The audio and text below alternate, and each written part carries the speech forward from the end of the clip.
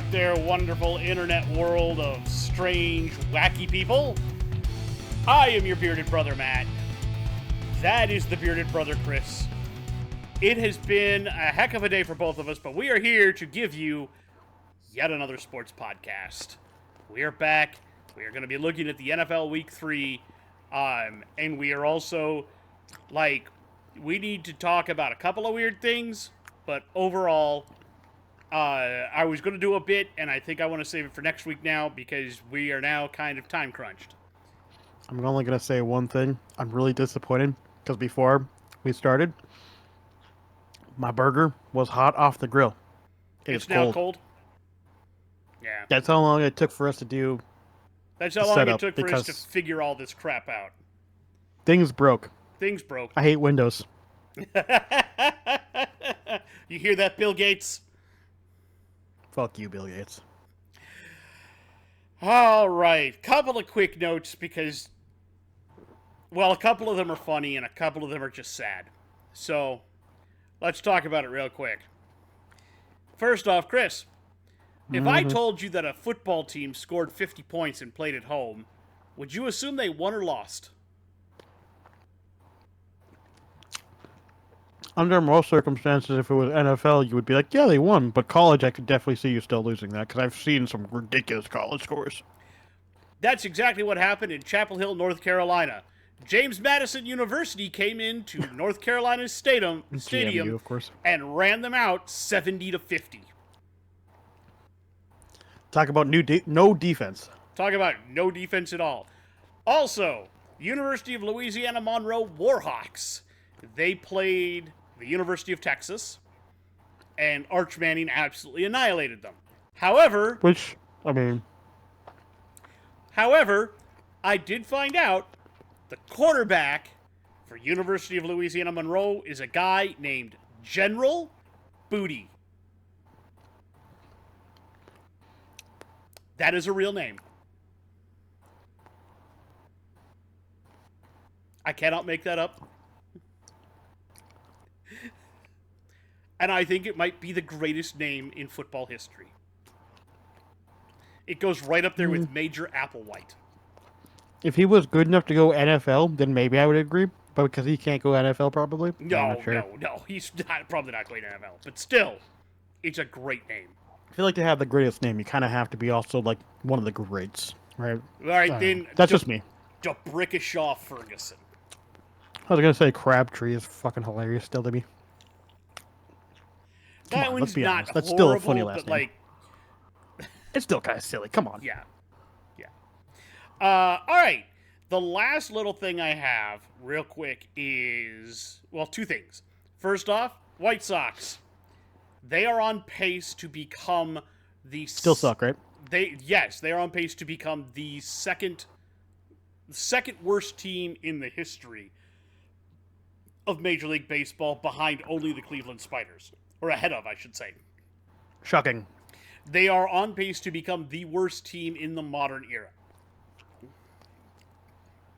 Which is not shocked. Which is really saying something. And then the last bit of news that I have to report an injury. It is believed that Skylar Thompson, the backup quarterback for the Miami Dolphins... Oh, no, really? I didn't hear about this. Oh, shit, really? It is believed he has a concussion. So it's not a Tua problem, it's a Dolphin problem. This might very well be a Dolphin problem. Maybe, you know what? If nothing else, all I'm going to say is Dolphins is, maybe you guys need to work on your O-line? Question mark? Question mark? I don't know. Who's their third stringer then? I'm actually going to look that up because somebody was making an immense amount of fun of that on the internet, and I do not remember their third stringer's name. Oh. Well, that's unfortunate. Their third stringer's name is Tim Boyle.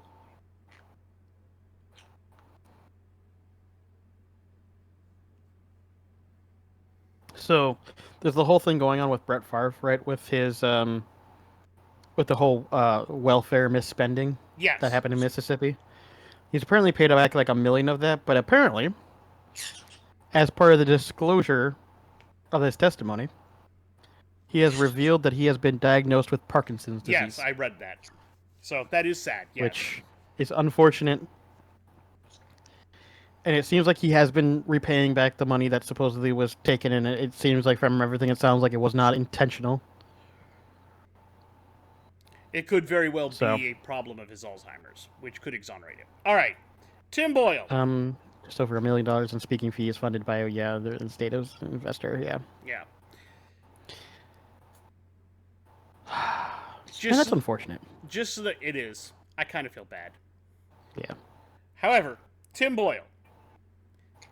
Tim Boyle has been in the league since 2019. Oh yeah, I was gonna say I know that name. I actually know that name. He's played. Really? Is it Tim Boyle? Yep. Just signed with the Dolphins. He's played 2 years. Because he's jumped around all over the place, right? 2 years with the Packers, a year with Detroit, a year with Chicago, a year with the Jets, and now Miami. Yeah. He has a total of 21 games played. He has 121 completions on 196 attempts. He has just over 1,000 yards passing and 4 touchdowns to 12 picks. Yeah, I remember seeing him because I remember there was at one point, and I think it was probably one of the preseason games where he ended up playing, either for the Packers or something like that. Oh, wow, that is. I mean, at this point, I feel like you've got to go trolling for Ryan Tannehill. Yeah, but does he want to go back to Miami? I don't know. You've got to go trolling. I was going to say, they might not be on good terms. You've got to go trolling for someone. Someone, yes. I don't know if Tannehill... Honestly, I would not be shocked if that didn't end on good terms, to be completely honest with you. I don't From everything know. that Tannehill has kind of slightly let loose. He hasn't, like, ever really talked about it too much, but, like, the little tidbits he has, it just doesn't sound like things ended very happily. I have no idea. I don't know. Maybe you go looking for Bailey Zappi then? Maybe? But that's still, like... Oh, that's horrible for you, great. but, I mean, it's got to be better than Tim Boyle. Do you maybe try to reach out to, like, Jacksonville and be like, hey, you got that Mac Jones on your roster? Would that be an opportunity? I mean, I just realized my camera froze. Is it still going good on your end, or am I actually frozen? Frozen. Well, we're just going to plow through it, because I am not spending more time and energy trying to fix it. We're going to wait until it turns itself off or fixes itself. So for right now, you are going to just see a static image of Chris. You're going to see a static image of me, yep. And that's just going to be how this episode goes. We apologize. It's going to be a comedy of errors. Hopefully it'll fix itself, and if it does, great. And if it doesn't, we'll plow through. Yeah, we'll plow through it. All right. Funnily enough, though, as I was mentioning, like I said, I don't know. Do you reach out and try and get Mac Jones? Do you maybe reach to the Panthers and see if they're willing to trade Bryce Young at this point? Ooh, I wouldn't even want that one. I mean, I would be more interested in reaching out to maybe the but... Cowboys and being like, hey, Trey Lance. Yeah, that's the guy. One that came to my head was like, do you reach out about Trey Lance maybe? Maybe. I don't know. I don't know where you can reach out. Or who ended up picking up our third stringer when we cut him? Where did he go? Which one? I was going to call him a rookie, but not the rookie, the other one. I mean the one that was he was a younger kid. We picked him up like 2 years ago. He's not on our roster anymore. How do you not know? You know exactly who I'm talking about. I do not know who the hell you're talking about. Kellen Mond? Literally last year got concussed right away. Oh, the guy from with BYU. Yeah, that kid. I don't remember his name. But now I know who you're talking about. Yeah. Yeah, he got cut by us, but then he went to a practice squad for somebody else. But remember, he had a couple preseason games that were good. So maybe. I mean, you're really scraping the bottom of the barrel here. I mean, yeah, but you can get him for dirt cheap if he's on a practice squad. I mean, and if you're worried about, and if you only need a week or two because you know Tua is coming back at some point, right? Like, or 4 weeks, I guess, in this case, because I think 2 is on IR, right? He was on a 4 week IR or whatever. A bare So he's minimum on. 4 weeks for So him. he's gone for Yes. 3 weeks, for 3 more weeks at least. Yeah.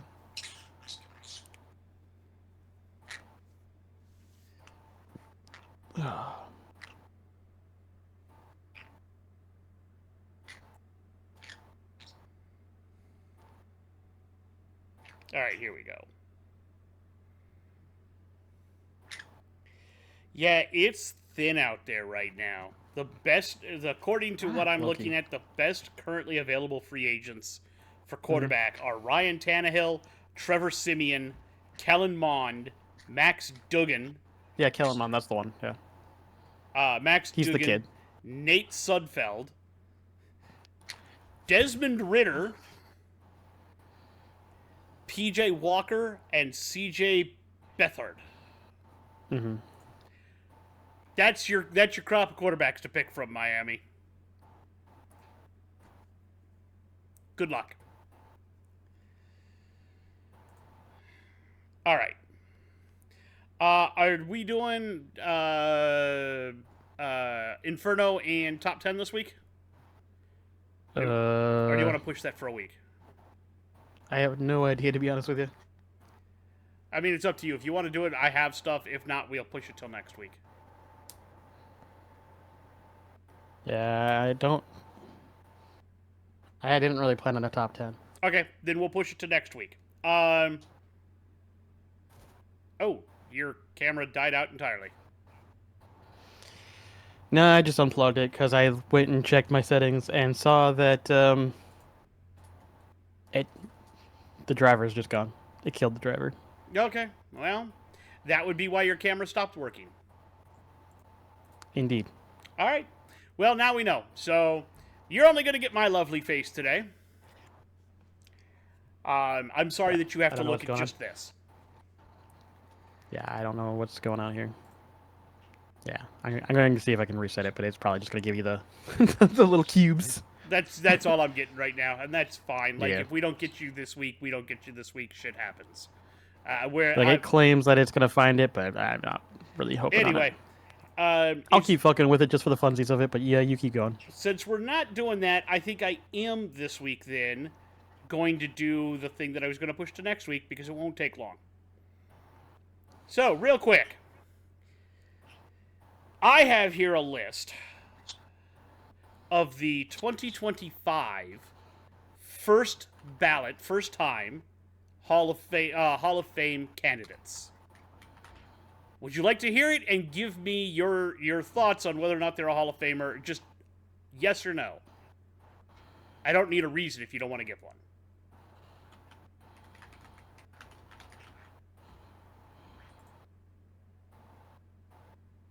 You can keep going. I'm fully listening. Yeah. I can so hear you I was completely. asking, do you want to do this?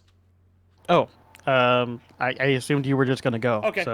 So just yes or no. Eli Manning, quarterback. no. Travis Frederick, center, Cowboys. When did he play? Not that long ago. He was their center for quite a while. In fact, he was the one that blocked for Zeke when Zeke first was in.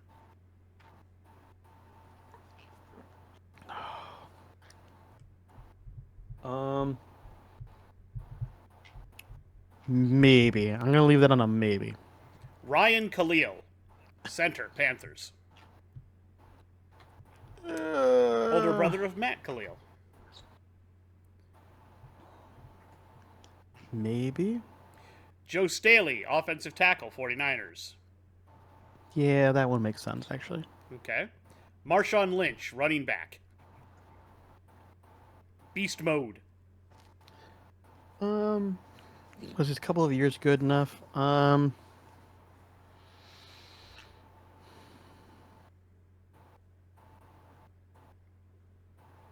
It's a great question actually. I'm trying to think about that one.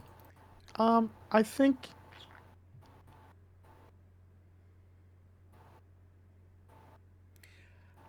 I'll be honest with you, I kind of want to see him get in just for the fucking press conference.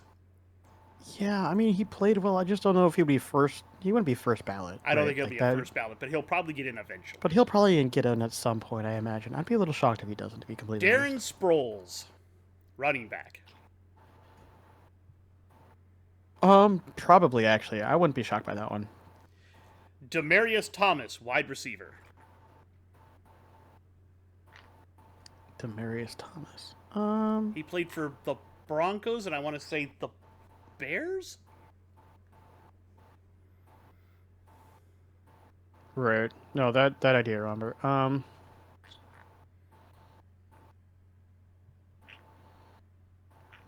I didn't watch him play enough to be able to give a good answer on that. Fair enough. Vernon Davis, tight end. Yeah, probably. Delaney Walker, tight end.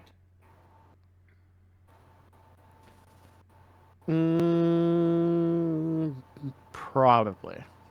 Antoine Bethea, defensive back. That one I don't know enough about. Aqib Talib, cornerback. Yeah, I mean, I would be shocked on that one.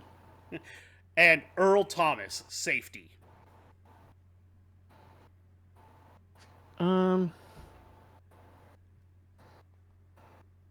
Probably, right. to be honest with you.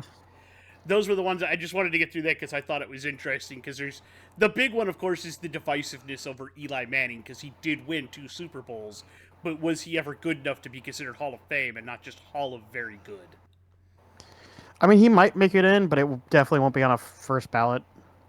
I don't think he deserves to get in because if you look at his stats and everything, he just wasn't. He was good.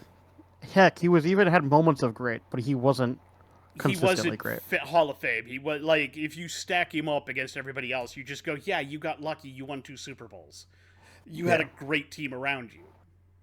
You didn't really elevate anybody. Yeah, exactly. All right. Well, that's out of the way. Let's go ahead and get started with our review of Week 3. And let me just say that Week 3 was... If we thought Week 2 was wild, Week 3 was fucking beyond. Do you want to start with the Patriots and the Jets?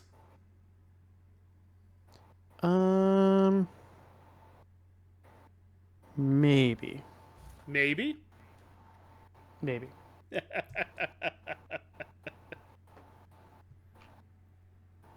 I'm testing something else out real quick. Give me 1 second. It's fine. Take your time. We all know.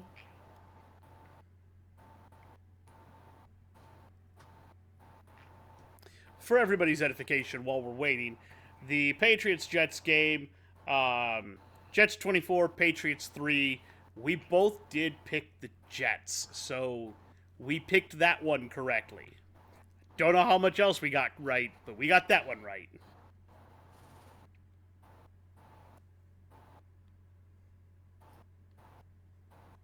We did indeed. That is true. That is very true. Do you want me to just start with it while you monkey around with some stuff? You can. Alrighty then. Patriots-Jets. Let's take a look at this game. Boom. Alrighty, so what did this game look like? Well, it looked ugly, and Drake May got in the game for a little bit. So let's talk about the Patriots first. Hey, you made it back! I made it back. You figured out how to fix it? I reset the driver, and we'll see if that works. For how long? We'll see if it works and for how long. Good idea. So, do you want to take over from here, or do you want me to keep going? Hold on. Let me pull up the stats real quick. All right. Actually, you keep going. I'll just take the next one. Okay. So, Jacoby Brissett, 12 of 18 for 98 yards. Is it Jacoby or Jacoby? Jacoby, who cares? He was sacked 5... I don't even think he could say his own name after the game he had because he was sacked 5 times for 46 yards. That's true. It was ugly. Drake May, 4 of 8 for 22 yards and got sacked twice for 13. Neither of them threw a touchdown. Neither of them threw an interception. So there were 7 sacks in that game. Oof. Antonio Gibson, 5 carries, 29 yards.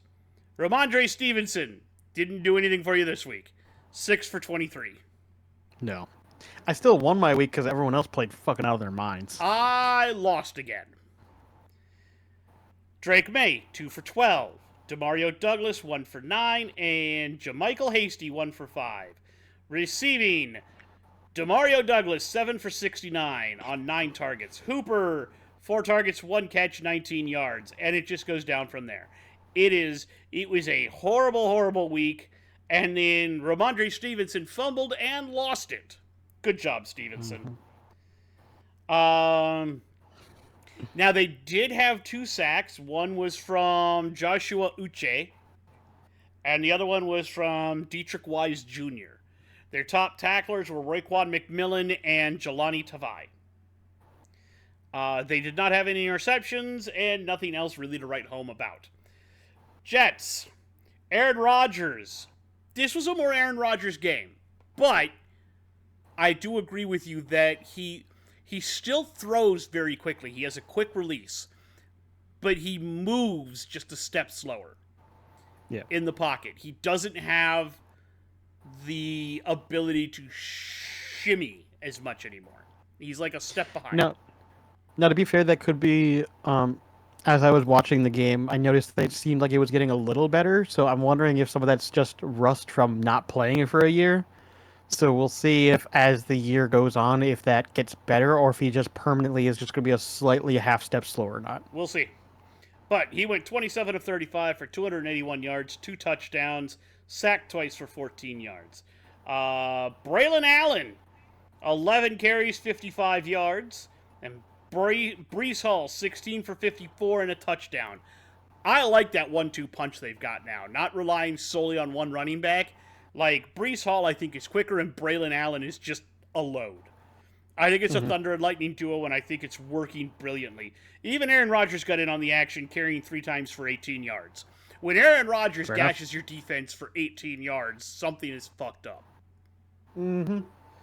Agreed. In receiving, Tyler Conklin caught five balls for 93 yards. Lazard, hey, we have an Alan Lazard sighting. 3 for 48 and a touchdown. Garrett Wilson, 5 for 33 and a touchdown.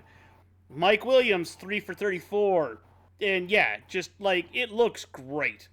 They're playing very, very well right now. Breece Hall did fumble, and it was recovered by Chuck Clark. The sacks. Chuck Clark sacked.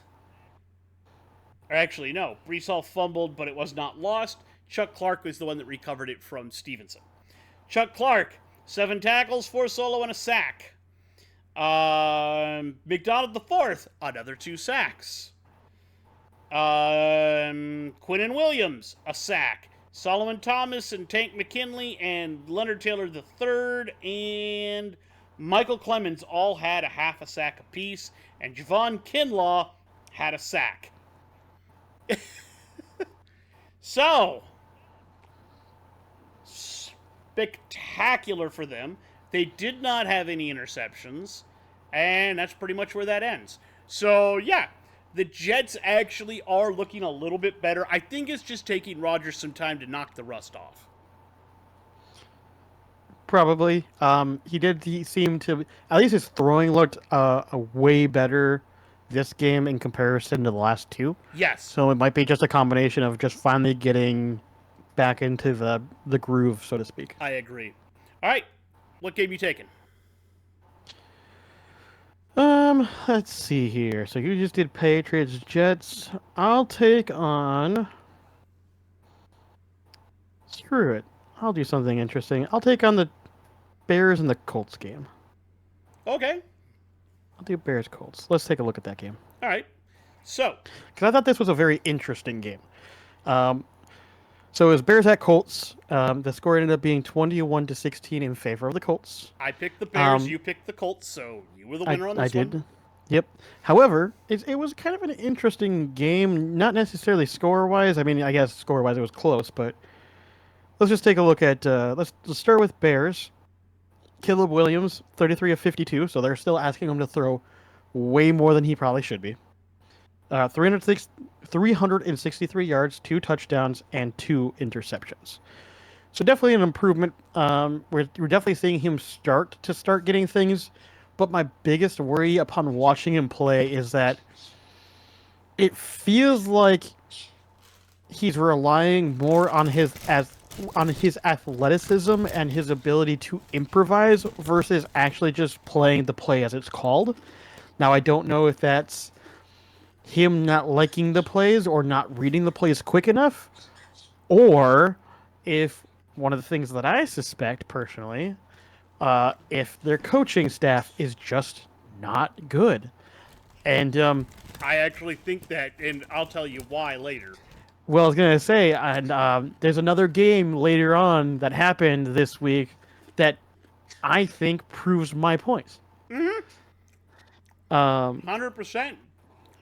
So, with that said, let's take a look at their rushing. Wow, their rushing was their team rushing yards was 63 yards. So we'll just talk the two that had the most yards. DeAndre Swift had 13 carries for 20 yards, which is just not good enough, and Rashawn Johnson with 8 attempts at 30 yards. Receiving, we had at least he spread the ball around, but there was obviously one main target, which was Roma Dunze. 6 receptions for 112 yards and 1 touchdown. Cole Kmet had 10 receptions for 97 yards and 1 touchdown, and DJ Moore had 8 receptions for 78 yards. That was his main 3. Rashawn Johnson did also receive 4 receptions for 32 yards, but it was very clear that it was Cole Kmet, DJ Moore, and Roma Dunze, which makes sense. As far as fumbles, Caleb Williams did fumble and lose the ball at one point in the game. Tremaine Edmonds and Jalen Johnson did come away with interceptions.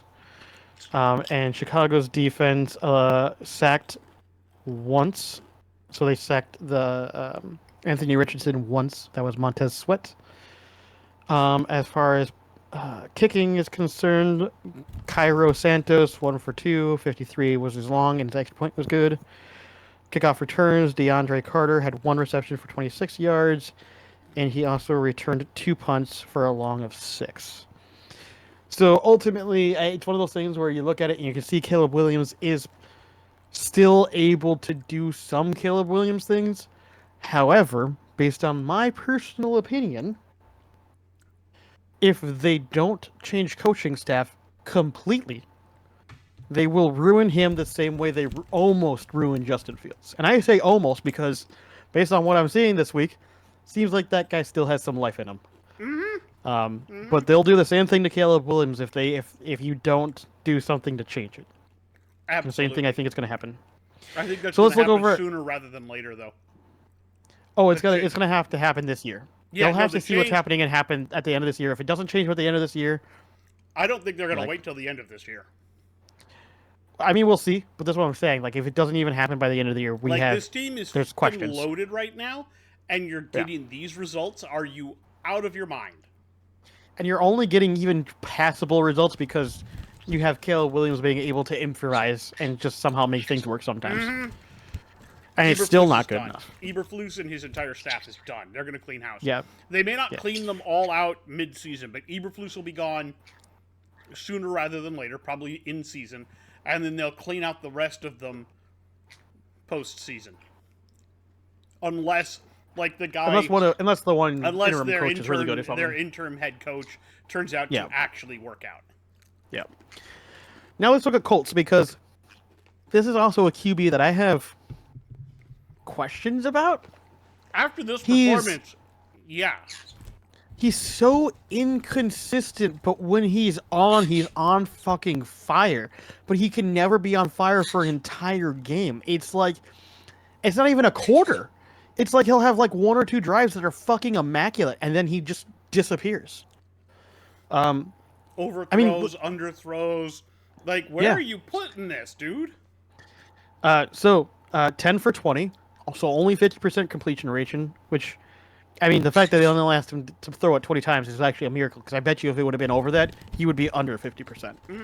167 yards, which is crazy, but then 2 interceptions. Fuck. like, honestly, this is one of those stat lines where you look at it and you go, how did the Bears manage to lose this game? Because really, they should have won. They actually should have won this game. However, there is My boy, Jonathan Taylor, 23 attempts, 110 yards, 2 touchdowns. Hell yeah, Jonathan Taylor. You earned me so many points in this game because you won this game pretty much on your back. Yeah. Trey Sermon, 2 attempts for 16 yards and 1 touchdown, and even Anthony Richardson had 8 attempts for 24 yards. Receiving, the only people that even mattered, Kylan Granson had 1 reception for 40 yards, Alec Pierce had 1 reception for 44 yards, and Michael Pittman had 4 receptions for 36 yards. Honestly, like, you and I both have talked about Alec Pierce and Adonai Mitchell. Both of them should be so much better, and I don't think it's their fault. Like, I just think Anthony Richardson has a weird issue when it comes to, honestly, the one thing that I criticized when he came out of the draft, which is accuracy. Mm-hmm. He's got talent up the wazoo. He's got a great arm. He's very athletic. But for some reason, that accuracy is a problem, man. Like, he's got to figure that out. If he can dial it in just even a little bit more, just a smidge more, this would be a very dangerous team. But he's leaving too much up in the air, quite literally.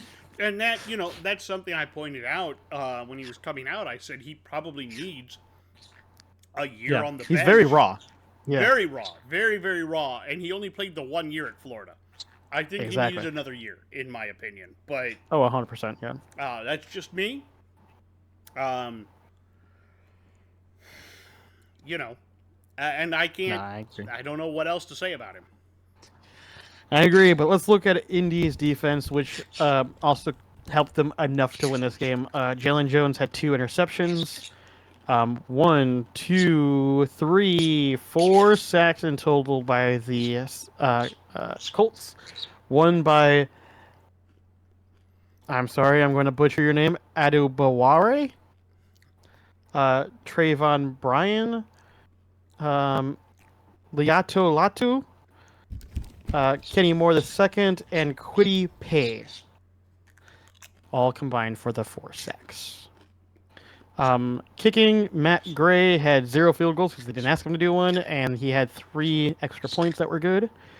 Dallas Flowers had 1 kickoff return for 30 yards, and Anthony Gold had 1 return on a punt for 19 yards. So yeah, no, this was a very interesting game in the way that it was very unentertaining to watch, but interesting in the fact of, like, looking at the younger QBs and just kind of seeing, okay, what's going on? What do we see? What do we not see? The big things is Caleb Williams still has it, has a great arm, can improvise fantastically. Just needs a coach that helps him set up at the beginning because he shouldn't have to improvise 90% of his plays, nor should he be asked to throw the ball 56 times. Anthony Richardson, fantastic talent, has the ability to be a star among stars. Just needs to work on that accuracy. There we go. That's my synopsis of that game. All right. I'm going to do the Minnesota game.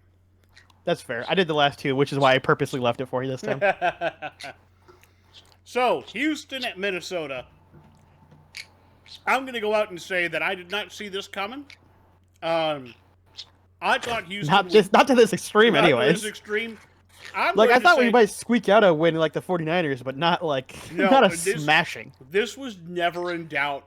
No, this was a domination. From the word go, this game was over. Like, CJ Stroud is rated as one of the best QB phenoms that we have seen of all time, and our defense made him look like a joke. Which, honestly, makes me quite ecstatic.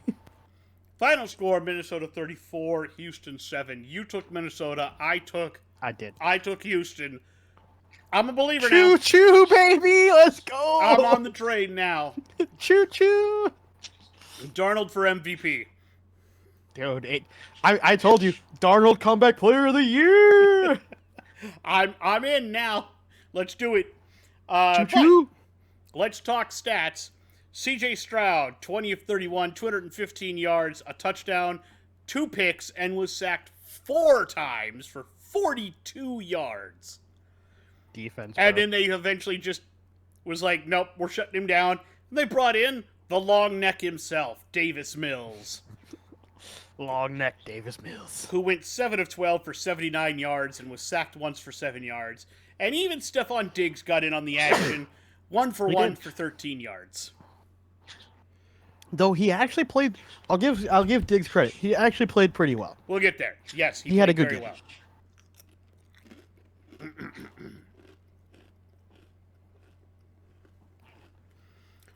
Cam Akers, 9 runs for 21 yards. Mm-hmm. Stroud, 3 for 12. And I'm not going to mention the rest because they're not worth it. Not worth talking about, yeah. Stephon Diggs, 10 catches for 94 yards. Yeah. Oh, he had a good game. He had a very good game. Nico Collins, 4 for 86, but he was targeted 10 times. Tank Dell, 5 for 62. Dare Ogunbowale, 2 for 28. It just goes down from there. The touchdown came from Cam Akers, who caught 1 pass for 8 yards, and it was a touchdown.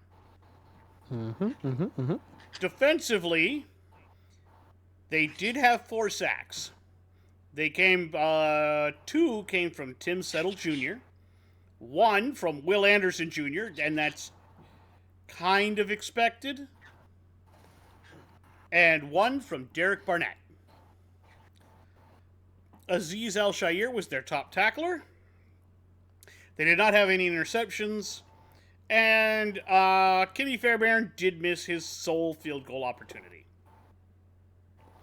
Now, the Vikings. Sam Darnold, 17 of 28 for 181 yards and 4 touchdowns, which now puts him in the lead for touchdowns this season. He was sacked 4 times, as we mentioned. Aaron Jones. Welcome to Minnesota, Aaron Jones. Aaron Jones. 19 carries, 102 yards. Ty Chandler, 7 for 13. Justin Jefferson, 6 receptions for 81 yards, and probably the easiest touchdown he's ever going to have in his career. Aaron Jones, 5 catches, 46 yards, and a touchdown. Jalen Naylor, 3 catches, 31 yards, and a touchdown. And the last touchdown was a 2-yard reception by Johnny Munt. Sam Darnold did fumble, but it was recovered by Brandon Powell. Let's talk defense, because my favorite new player on defense is Andrew Van Ginkel. AVG. This dude is a monster. He had 6 total tackles, 5 of them were solo, and he went for a sack as well. Oh. Hold on. I lost you for a second. I apologize. It's fine. Can I keep going? Yeah, you can keep going now. I'm just Okay. Yeah, your camera's shut off again.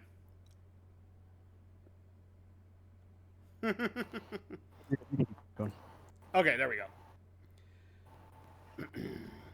As I was saying, Jonathan Greniard, 4 tackles, 3 sacks. He came to play today.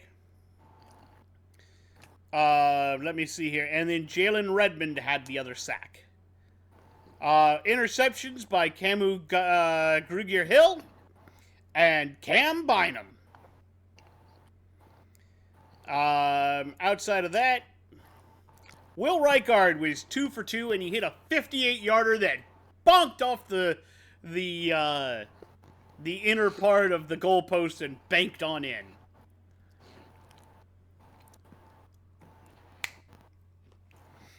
All right. Yeah. So I think overall we played a very good game. We probably have one of the best defenses in football. So, there's 2 things I want to add to this, just because, like, I'm a Vikings fan. Of course, I have something to say about this. Number 1, I remember telling you, I think I'll have to find the video because I know we have them obviously all posted in our YouTube. But I am fairly positive I told you when we got Jalen Naylor, I was like, hey, watch out. This guy is actually could be really good if he can learn how to use his fucking hands. And you're like, I don't know, man. He's kind of seems like he's a little too inconsistent. I was like, I don't know, man. You watch it. He might be good. I'll have to go find it if I can, but all I'm gonna say is I told you so. even if you're still a little doubtful on it, I think he's been proving, if nothing else, that he can play wide receiver 3. Maybe not consistently, but he can definitely be that like slot guy you throw in once in a while who can get a big pass out of nowhere kind of thing. All right, and I think that yeah. And the second thing I want to add in is I'm finally going to put my money where my mouth is. And I realize I've said this before, but I'm really mean at this time. If the Vikings win their next week, which we'll get to later, but if the Vikings do win next week, and Sam Darnold plays well, or I shouldn't even say well, just plays good, just doesn't play ugly football, just plays good, I will go out and buy a Vikings Sam Darnold jersey, and then also send you that $100 that I still owe you.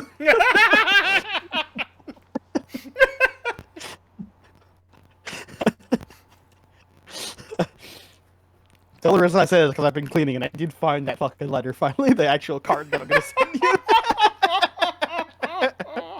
I know it's been so long, I'm sorry. I totally forgot about it, to be honest. I lose track of time way too easily, man. It's alright. It happens to me too. It happens to all of us. I think it's a familial trait. But I want to get one of those, like, if he plays well, I'm like going to be fully bought in. I'm going to buy the really nice actual jersey, not like one of those like shirt ones, but an actual like player jersey kind of thing. Mm-hmm. And just be like, yep, I guess we're doing this. All right, who you taking next? Ooh, right, it's my turn. You know what? I'll take the other one that I have thoughts about. And mind you, funnily enough, about half these games I have thoughts on, which is more than normal, to be completely honest with you. It's not that I was more invested in these games, it's more that I found the storylines more intriguing in this week, which sounds weird to say because it's obviously not a TV show, but it kind of comes across as one. No, I totally understand. So the one I want to take is I'm going to talk about the New York Giants and the Cleveland Browns. And there's a very good reason I want to talk about this one. But first, we'll say it was the Giants at Cleveland, and the Giants came away with the win 21-15. I don't remember who picked who. You picked the Giants, I picked the Browns, because I had no faith in the Giants. You said this was the week they were going to get off the schneid, and you were right. But let's be honest, the only reason they're off the schneid is because one of their players put on a cape and said, I got this shit. Funnily enough, this was the player I was noticing look good week 1 and week 2, and I went, if there's going to be a player that's going to pop off and make Daniel Jones look good, it's going to be this player. And boy, was I fucking ecstatic that I was right. All right, let's talk about stats. Let's do this. We're going to look at the Giants first. We have Daniel Jones, 24 of 34. Actually not bad. 236 yards. Okay. 2 touchdowns and 0 interceptions. Frankly, this is one of the best Danny Dimes games we've seen in a while. Unfortunately, the stats do not tell the full story of how bad his throws actually were. His receivers, or I should say receiver, made him look like a fucking god. Like, you and I can agree, Justin Jefferson, right now, best receiver in the league. There's a guy nipping at his heels already as a potential candidate if he continues playing the way he is. So, let's look at rushing. And by that I mean basically Devin Singletary, the show, which I told you might actually potentially be possible. 16 rushing, 65 yards, and 1 touchdown. Not amazing, but comparable. He can do okay. He's not a star running back, but he's a solid, I'm going to run through your O-line, and if I run through the D-line, and if there's nothing that's going to stop me, I'm going to keep going for another 20 yards. He had an okay showing. Not fantastic, but okay. Now let's look at receiving, because this is the one that matters.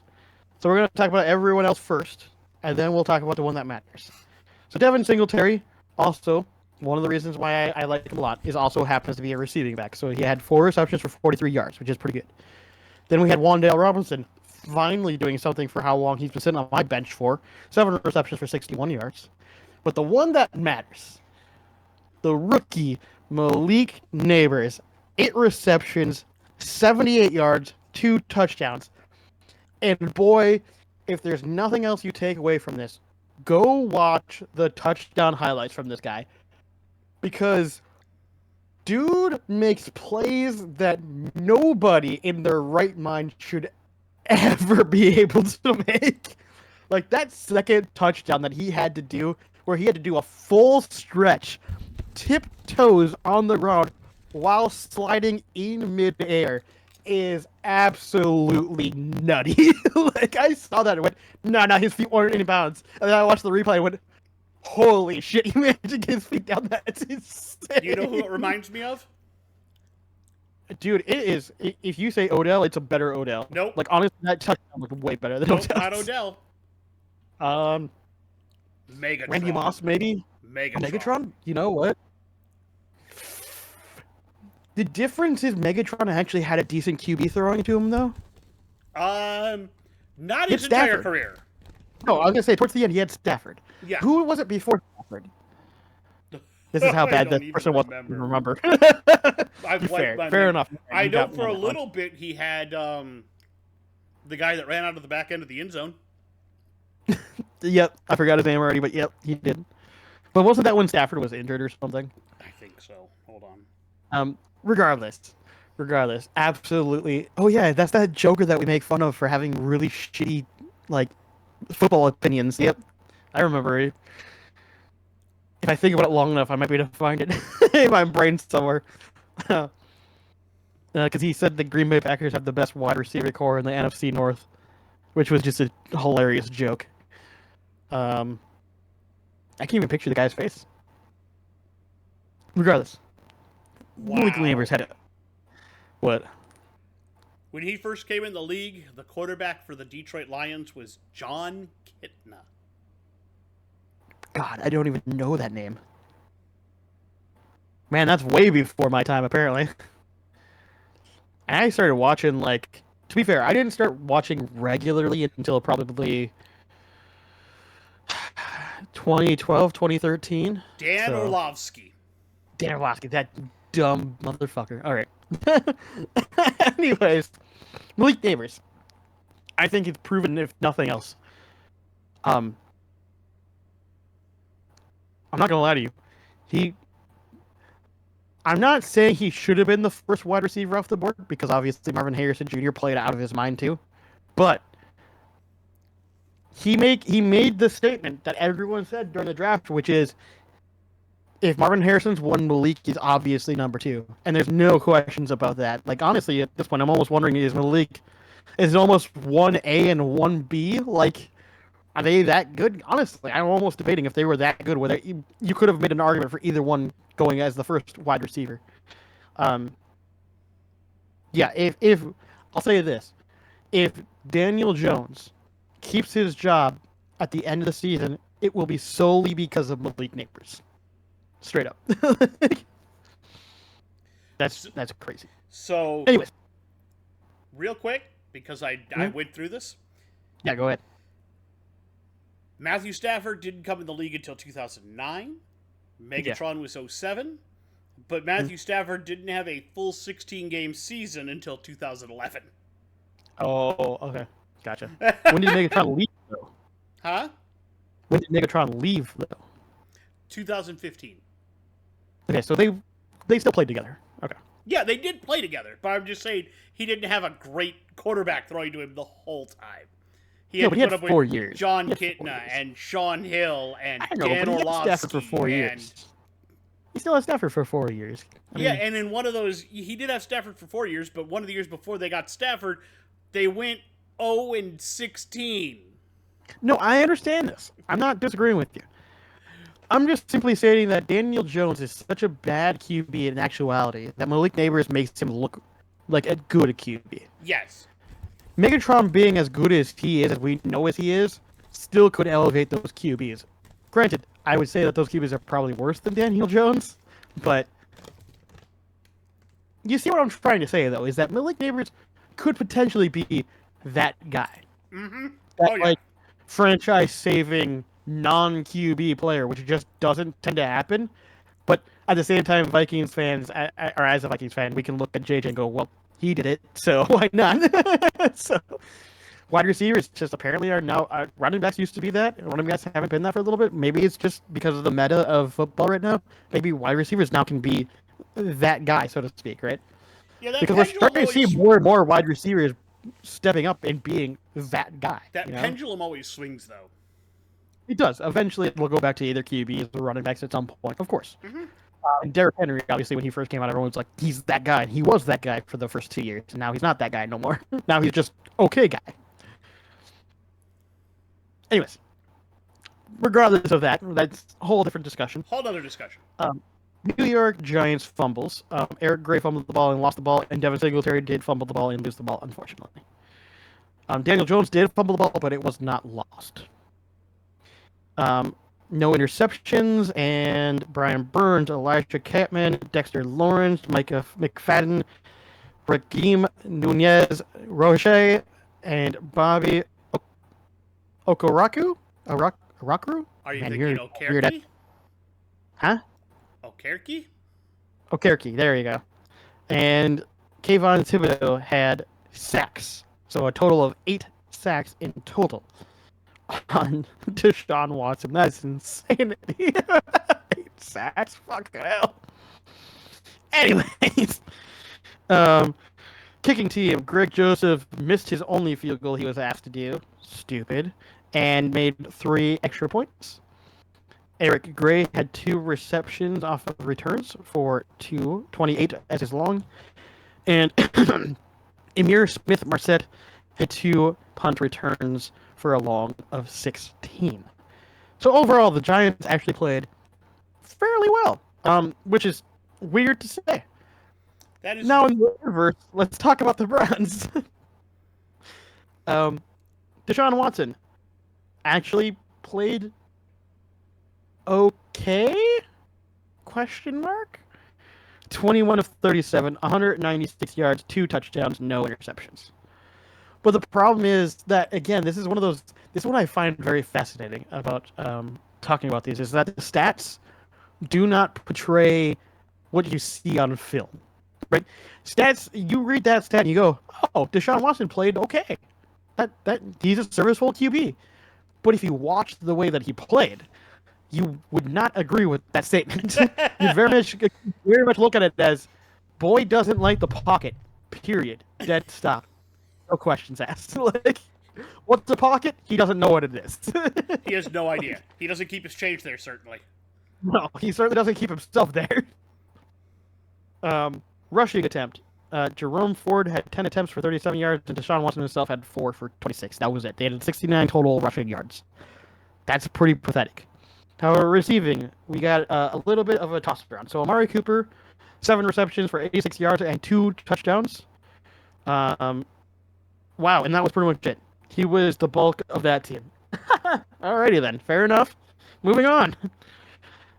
Fumbles, Deshaun Watson, what a shock. 2, and lost both of them. Maybe if you stopped running the damn ball and tried to stay in your fucking pocket, that's what happened. Anyways. No interceptions. Okoronkwo? That sounds pretty close. Ogbo Okoronkwo. I can't. I'm sorry. I'm terrible with those last names when you have so many O's in them. Why do you have so many O's? Because they're from Africa. I know, and I'm terrible at saying O's. O names are my bane of my existence, apparently. Apparently. Right. You had 1 sack, and Zadarius Smith had 1 sack. Cleveland kicking. Dustin Hopkins missed 1 field goal that he was asked to kick. Wow, this feels very similar. But only had 1 extra point. No kickoff returns, and James Proche had actual 5 punt returns, but only for a long of 12. Yeah, so this was a game mostly that I find interesting, not because either team really played all that well. It was mostly the Malik Neighbor show, and it was more about seeing, okay, which team is actually bad. Giants are fairly bad, but their defense is okay. And they clearly have a stud at wide receiver, as long as he doesn't get injured. And their QB is good enough to mostly get the ball within the vicinity of that guy's hands. Yes. So, ultimately, they're okay. In comparison to the Browns, they have a guy who is super inconsistent, hates anything to do with pockets, and their defense is underperforming. So, to be blunt, the Browns are a hot mess. A hot mess. They're Kevin Stefanski has shown that he is a good head coach, but even he can't pull this train wreck out of the dumpster it's running into. I agree. Sadly, I agree. Their season is probably lost already. Unless something massively turns around, yeah, probably. But they're not as bad off as some other teams. You know, prior to this week, I would have agreed with you. Prior to this week, you probably would... No. There's still some teams that I think have bigger problems. I'm looking through the list of teams right now. There's maybe one other, one and a half. I'm going to call it 1.5 of the teams that I'm concerned about. There's 3 teams that I am genuinely concerned with right now.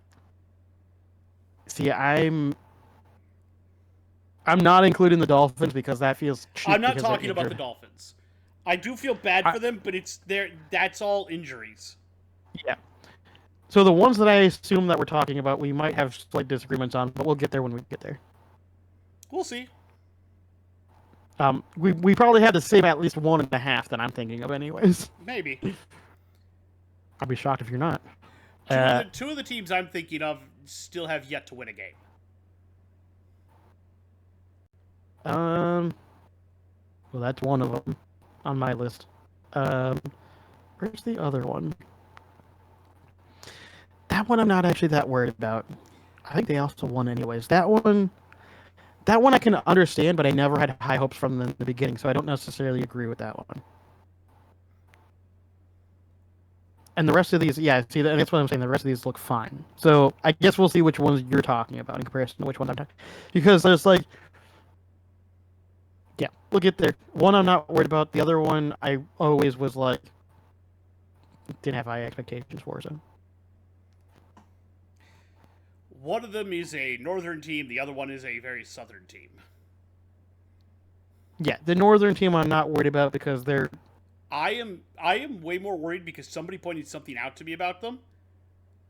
They have slowly let their secondary deplete over years and not retained secondary people. They are getting burned through the air. Oh, I'm not disagreeing with that, but I don't think I would be worried of them long term. Will they make playoffs? Honestly, I think they will. But will they get out of the first round? Probably not, to be honest. I'm not even sure they'll make playoffs the way they're currently playing. Well, you got to remember, last year they also started slow. I think every year they start slow, but this is bad. I get that you might say objectively this looks bad, but remember we did the same thing last year. We're like, my God, they look horrible, and then all of a sudden they just turned on. So yes, but also last year Joe Burrow started injured and looked horrible. Joe Burrow looks decent this year. Yeah, but his first year was the same way. I want to give him until the end of September because we know October is Joe Burrow October. All right, so let's just. All right. Yeah. Well, in the meantime, I want to talk about a game that I have strong feelings about, and it's because it relates to a game we've already talked about. Yeah, okay. I'm going to talk Chargers Steelers. It's the one I think it is. It absolutely is the one you think it is. This game, Chargers at Steelers. Steelers won 20-10. We both picked the Chargers. That's a loss for us. Honestly, they underperformed in a massive way, though. Yeah, and But I don't know how Herbert, much that. Well, and that's one thing is I don't know how much that is. Did they actually master underperform, or was it their defense? Because looking at stats, it might have been just the Steelers' defense just well, Herbert got playing really well. hurt. He did, but he still ended up 12 for 18 on the game. So, So let's talk about that. 12 for 18 for 125 yards and a touchdown, sacked twice for 14 yards. Replaced by Heineke, who went 2 for 2 for 24 yards, but was sacked 3 times for 28 yards. Yep. Now, what killed this team? What is a Jim Harbaugh team? and that's what I was gonna say. Looking at the stats, it's very odd. And when I was watching the game, this was the biggest. They couldn't run the ball. football to save their own ass. Not to be fair, this is one thing we do have to address in that same thing. Even though this looked bad for the Chargers, we do have to remember Pittsburgh notoriously through the entire time that they've been part of the head coach underneath head coach Mike Tomlin has always had an amazingly good run defense. Yes. So, J.K. Dobbins, 15 carries, 44 yards. Gus Edwards, which is actually pretty good for against that kind of defense, to be honest. Gus Edwards, 3 for 9. Darius Davis, 1 for 8, and Herbert tried to run one and didn't get anywhere. Quentin Johnson, that's proof that, yeah. Quentin Johnson, 2 targets, 2 catches, 44 yards, and a touchdown. At least he's consistent now. Well, he's consistent in the way that they're using him, which I think is very obvious red zone threat. He is a red zone guy. Yeah, he's a big body. I like how they're using him. Which makes sense. This is very good for him. The way that a Jim Harbaugh team runs, you use your big wide receivers as red zone threats. You run the ball down there. You pound the ball. Then you use some play action to get your big physical wide receivers open. Yep. This is very much good for him. Ladd McConkey, 3 catches, 44 yards. Will Disley, 3 catches, 19 yards, etc.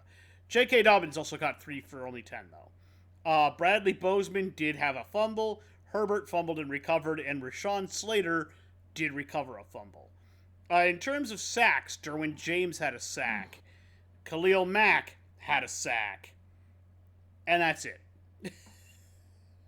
Their leading tackler was Dan Henley, who had 12 tackles. They did have 1 interception. Congratulations, Bud Dupree. In terms of kicking, Dicker the kicker did hit a field goal from 28 yards. Now, flipping the other side of things and why I wanted to talk about this game. Justin Fields, 25 of 32 for 245 yards, a touchdown and a pick, sacked twice for 13 yards. Look, Justin Fields has played very well this year, and he left Chicago and suddenly looks like an actual quarterback. He's not a world beater, but he is a good starter. I'm not going to say... The one thing I've noticed right away, and this might be just hyperbole, but when you watch him play now versus the way you watched him play before, there's 2 things that are very obvious. One, he's not running all of the time. No. Right. Not trying to constantly run out of the pocket and go somewhere or do whatever. I felt like in Chicago he was running for his life half the time. Well, that. And the other thing I was going to say is that he's feeling much more comfortable throwing the ball to whoever he's throwing to. I don't know what happened in Chicago, but it feels like it's the same thing that's happening to Caleb Williams, which is whatever type of offense they're trying to run there just doesn't work well. Because they asked... So, I'm just going to say this. It looks like when Justin Fields was there, they asked him to improvise a lot whenever the play broke down. And it seems like they're doing the exact same thing with Caleb Williams. If the play breaks down and there's nothing open, they ask him to be too much of an improvising. And they asked both of these QBs to throw it a lot. That's just not the system anymore. No, like, and so you can't get away with asking your throwing... QB to throw 60 times and expect to have success. Yeah, Fields is only throwing, I would say 30 times, 35 times is about as much as you really want to throw. Unless you have, like, Tom Brady or something, you know? Well, yeah, like, there are circumstances where you can't, like, for example, like if you have a Patrick Mahomes or a CJ Stroud, maybe you could throw it more if you want to. But even if you look at those guys' stats, they're not 30 times 50 times a game. Yeah. Yeah. 20, 30 times. That's all you really need. Like, I get the idea that when you're behind, you want to try to catch up and everything, and you use the passing game to do that. But that becomes predictable. And I think that's the biggest problem with Eberflus's offense that I've seen Well, over the not last only 2 that, years. they can't It's establish a not run. If you predictable. can't establish a run, how do you expect to get play action to work? How That's do you the point, expect to yeah. throw people off? No, Eberflus Exactly. is, yeah. He All gets right. he gets too far behind and then starts to panic and wants to throw the ball all the time, which then gets him into other dangerous problems. Yep. Najee Harris, though, did carry the ball 18 times for 70 yards. Patterson, four carries for 33 yards. Justin Fields did carry 6 times for 6 yards, but he also scored on the ground. I So saw not that one. bad. That was pretty good. Calvin Austin, 4 catches, 95 yards and a touchdown. One of them was a 55-yard, just scooting. Pickens, 5 catches, 57 yards. Freiermuth, 4 for 33. And on down the list, they did not have any fumbles. Sacks. Cameron Hayward had a sack. Alandron Roberts had a sack. Nick Herbig had 2 sacks. And TJ Watt just happened had a sack. So that's a total of 5. Their leading tackler was Patrick Queen, whom they stole from the Ravens. He had 8 total tackles. They did not have any interceptions. Boswell was 2 for 3 on field goals and 2 for 2 on extra points, and that's really it. So yeah, the Steelers are now 3-0, and we both expected the Steelers to fall off this year, and so far, that doesn't seem to be happening. And it doesn't look like there's any rush to get Russell Wilson back to being a starter. No, I don't think so. I don't think so either. All right. Your turn. All right. Which game do I want to do? You know what? Let's do a fun, interesting game, but for all the wrong reasons. Let's look at Broncos Bucks, shall we? Okay, let's look at Broncos Bucks. So, Broncos at Buccaneers, 26-7 in favor of the Denver Broncos. We both picked the Buccaneers. We're both wrong. This was a, honest to God, ugly as sin game for everyone involved. This game was very ugly. Denver won, but I wouldn't be happy about it, to be honest with you. Like, it looks like they ran away with it, but not in a good way. So, they only ran away with it because the Buccaneers just, their defense forgot how to play football, apparently. yeah, the Buccaneers beat themselves. So Bo Nix, 25 of 36, 216 yards, no touchdowns, no picks. That's the big one, actually, for Bo Nix. No picks. Yes, no picks. No picks next. Denver's rushing was Tyler Batty for 9 attempts for 70 yards.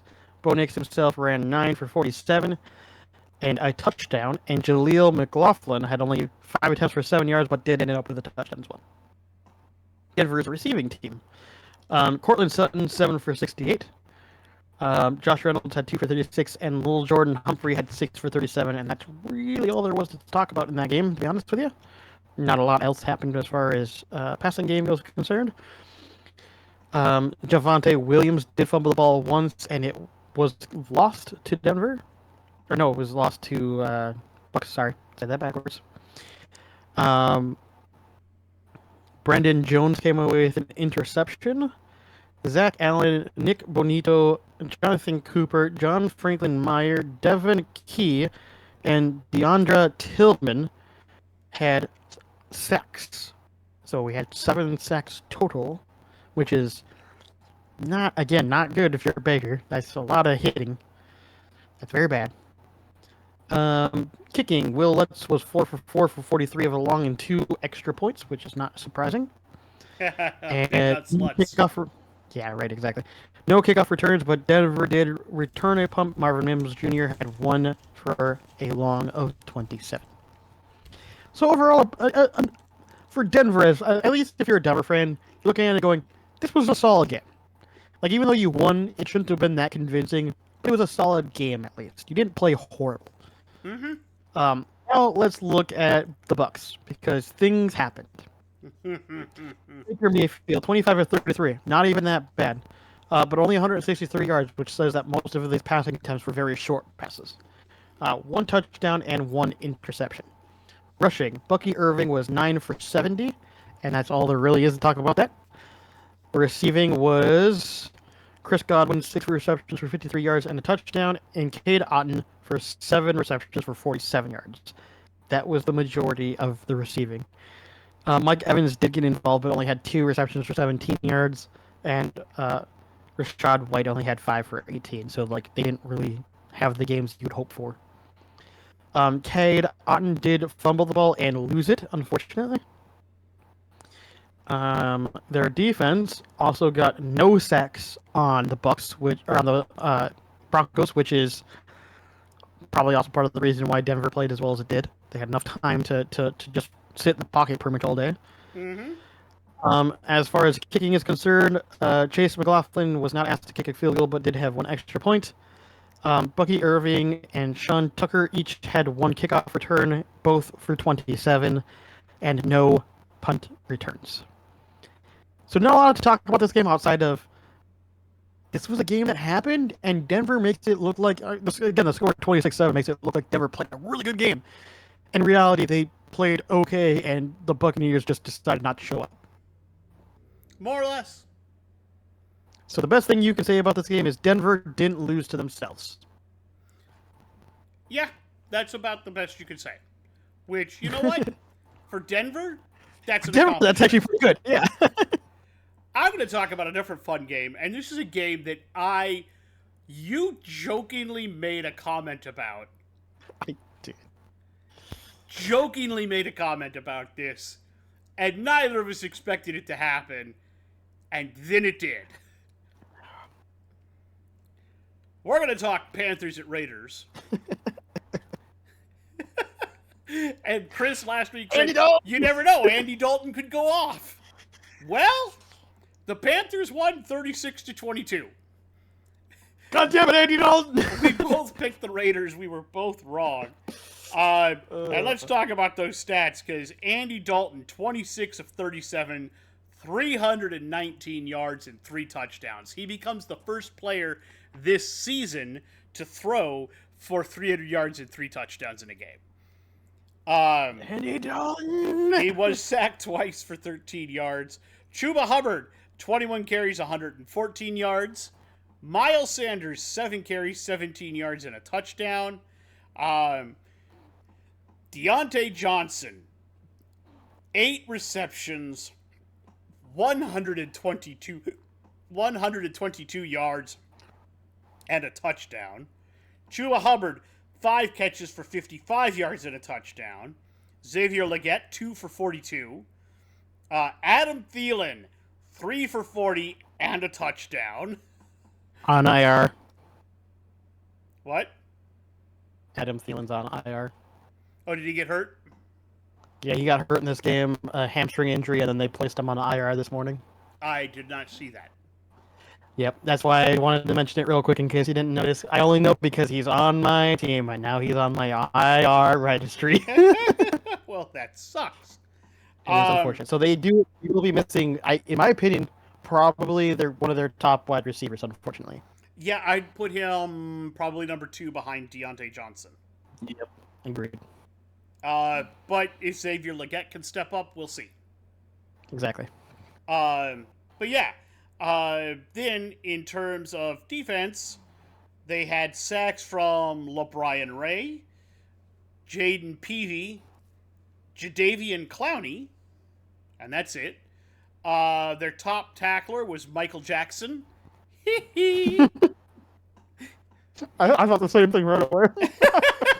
Who had 9 tackles, all of them solo. Michael Jackson, Also had an interception. Is he black that happens to be white? I have no idea. He's the whitest black man you'll ever meet. He's black. Oh yeah. Yeah. I imagine he is. Yeah. Outside of that, Eddie Pinheiro was 3 for 3 on field goals and 3 for 3 on extra points. Let's talk about the Raiders. So Gardner Minshew, 18 of 28, 214 yards, a touchdown, a pick, and 2 sacks for 8 yards, and was replaced by Aiden O'Connell, who went 9 for 12 for 82 yards and a touchdown, and was sacked once for 12 yards. Quarterback by committee. There's a reason why it doesn't work. I think that Minshew was just struggling, and they tried O'Connell just to see how it would go. Yeah. And It's to me, it's just proof that neither one of them were expecting this defense to be as good as it actually was. yeah. Zamir White, 10 carries, 34 yards. Minshew, 3 carries, 14 yards. Madison, 3 carries, 7 yards, and a touchdown. You want to talk about a guy that had a fall off? Holy shit! Yeah, and you want to talk about, like, not having anybody to run your football. That's my point. So, receiving, though, Trey Tucker had 7 catches for 96. Jacoby Myers, and a touchdown. Jacoby Myers, 7 for 62 and a touchdown. Brock Bowers, 3 for 41. Devontae Adams, 4 for 40. Madison, 3 for 37. Defensively, Robert Spillane had a sack and led the team in tackles with 11. Other sacks, Christian Wilkins had half a sack. Charles Snowden had half a sack. No interceptions. Kicking, Carlson missed a field goal and went 2 for 2 on extra points. So yeah, I think the most interesting quote came from the coach after the game, where he said, "It was obvious that some people made business decisions out there today, and we're going to go ahead and make some business decisions as well." Okay. Basically, he said some people weren't out there actually playing. They were out there just earning their money, but not really earning it. Sluffing. Yeah. So he's basically saying that if I know who you are and you're not going to be around much longer. Yeah, we'll see. Agreed. All right, your turn. Let me see here. What games we got left? We got that one. I don't want to talk about that one because that was a boring game for everybody involved. I know which I don't want to talk about. I know which game you're talking about, and I'm going to have to talk about it, I'm sure. Probably. It didn't get good until the fourth quarter. I don't want to talk about that game because that game was a train wreck for one team. That game was also a train wreck. There were a couple of those this week. Oh, God. And then I want to talk about the Monday night games until we clear up everything else first. Oh, God. Okay. I could talk about that one again, but I know a lot of people have... I'm going to save that one because I think people have thoughts on that one. Here, let's talk about this one because this is a fun one. This is a really fun one. Because I all but thought this game was over by the time the fourth quarter came around. And it turns out I was wrong and should have kept watching. All of us. If you're talking about the game I think you're talking about, all of us were wrong and should have kept watching. So, I'm going to talk about the 49ers versus the Rams. You are talking about 49ers. What I thought you were talking about. 49ers at the Rams. The score was 24-27 in favor of the Rams. We both picked the 49ers. We did. I debated upon picking the Rams, but I figured that because of their injuries and everything, that there was very little way they would come out on top. But Stafford finding ways to win games, man. So let's talk about it. 49ers. Brock Purdy was 22 of 30, 292 yards, and 3 touchdowns. frankly, good game. He played well. No questions. I'm not mad at that at all. Let's look at their rushing, though, because this is where they hurt a little bit more. Jordan Mason was 19 attempts for 77 yards. Brock Purdy himself had 10 attempts for 41 yards, and that's it. So they didn't have much of a rushing game, unfortunately, and no touchdowns on the ground whatsoever. And there's also a lack of certain players not playing to the standard you would expect from them. So, for example, Brandon Ayuk, 5 receptions for 48 yards. That was it. With how much money they paid him, you would expect a little bit more. But then, let's talk about Jawan Jennings. 11 receptions, 175 yards, and 3 touchdowns. Boy, this was Brock Purdy throwing to Jawan Jennings the entire game, and that was it. Like, if you had Jawan Jennings on your team somehow, the previous weeks either. No, but this was a huge game for Jawan Jennings. Like if you somehow have Jennings on your team and you actually started him, you probably have just the massive. In my league, just he's sitting in free agency. I was gonna say I don't think a lot of people had him, let alone started him. To be honest with you. I'm getting him. I've put in a claim for him. Well, I don't think he'll be that consistent that often, but he definitely shows that he can definitely be a guy. He's better than either of my flex players currently. Fair enough. Now let's look at fumbles. Brendel had a fumble but did not lose it. Brock Purdy did have a fumble and did lose it, unfortunately. No interceptions. Malik Collins and Javon Hargrave and Sam Okowainoi. I cannot say that. I am sorry. Okowainoi? I don't know.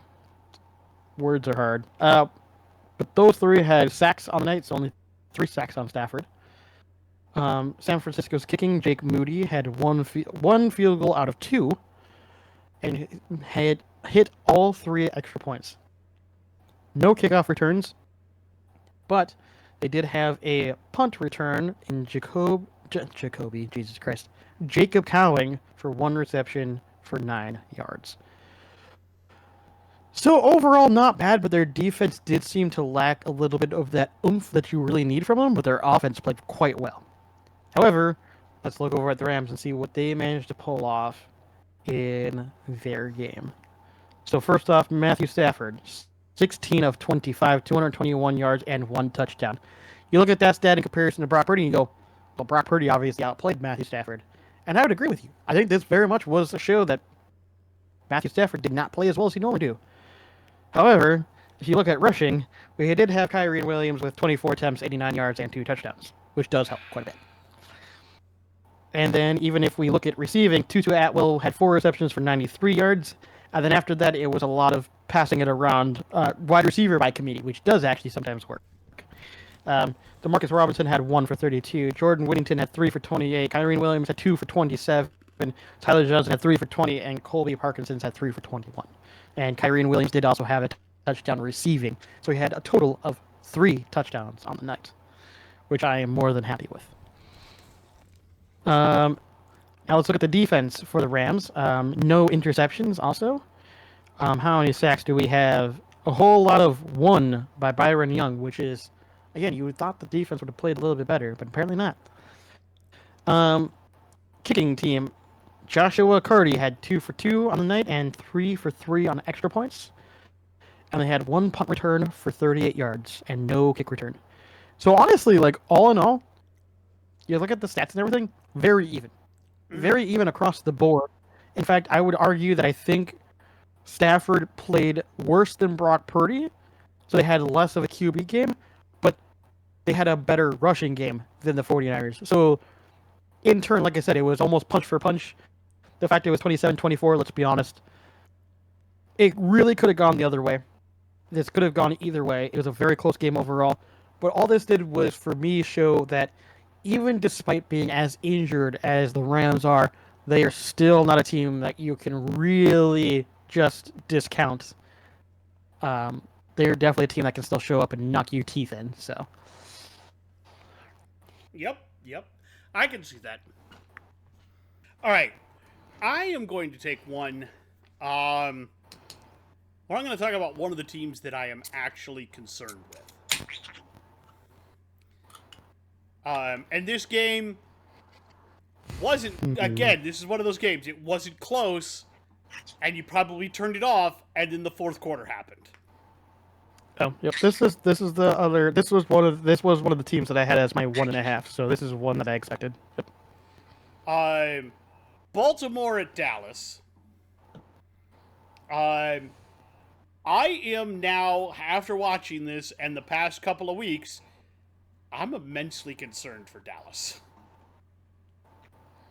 I am immensely concerned for Dallas.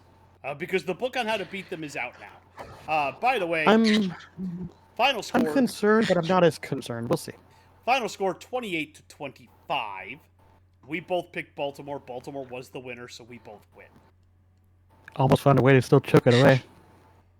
They did, but let's talk about how they beat them. Lamar Jackson, 12 of 15, 182 yards and a touchdown. No sacks. Derrick Henry, 25 carries, 151 yards and 2 touchdowns. Lamar Jackson, 14 carries, 87 yards and a touchdown. Justice Hill, 5 carries, 33 yards. Dallas cannot stop the run. At all. Run it down their throat, and they will fold like a cheap house of cards. In terms of receptions, Nelson Aguilar had 1 catch for 56 yards. Charlie Kolar had a catch for 30 yards. Bateman, 3 for 28 and a touchdown. Derrick Henry, 1 for 23. Justice Hill, 2 for 21. Flowers, 3 for 20. Marcus Williams recovered a fumble. In terms of sacks, Kyle Van Noy had 2 sacks. And someone who I cannot name because they do not have a thing here. It just says team. Had a sack, apparently. That's hilarious. Yeah, I don't know who it was. Let me see. Let's see if I can find it on mine. It's possible that it was somebody who split sack, or if they have too many people that are part of the sack. It just says 1 for 1 in a sack. It doesn't actually tell me who it was. Okay, give me a second. Which team are we looking at? The Ravens. No, it's the same thing on mine. I have two from Kyle Van Noy in the third. So I'm thinking that the third must have been 3 or 4 more people, and that's where they would count it as a team sack versus an individual sack. Yeah, rather than giving out half a sack here and half a sack there. Yeah. So if more than 3 players are involved in the sack, they won't half sack it. Okay. So that must be. Their leading tackler was Kyle Hamilton with 12, followed closely by Roquan Smith with 11. They did not have any interceptions, and Justin Tucker missed a field goal. I'm starting to wonder, is Justin Tucker no longer Justin Tucker? I've been saying it for a little while now. Now, the Cowboys. How did they almost come back? Well, Dak Prescott, 28 of 51 for 379 yards and 2 touchdowns. He shouldn't be asked to throw that much. He shouldn't be, but it was the only way they were going to win. And he was sacked 3 times for 18 yards. Rushing,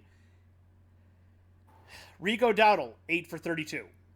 Dak Prescott, 2 for 7 and a touchdown. Ezekiel Elliott, 3 for 6.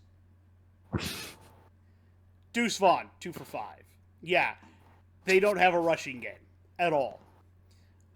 In terms of receptions, fucking Raiders, man. Jake Ferguson, 6 for 95.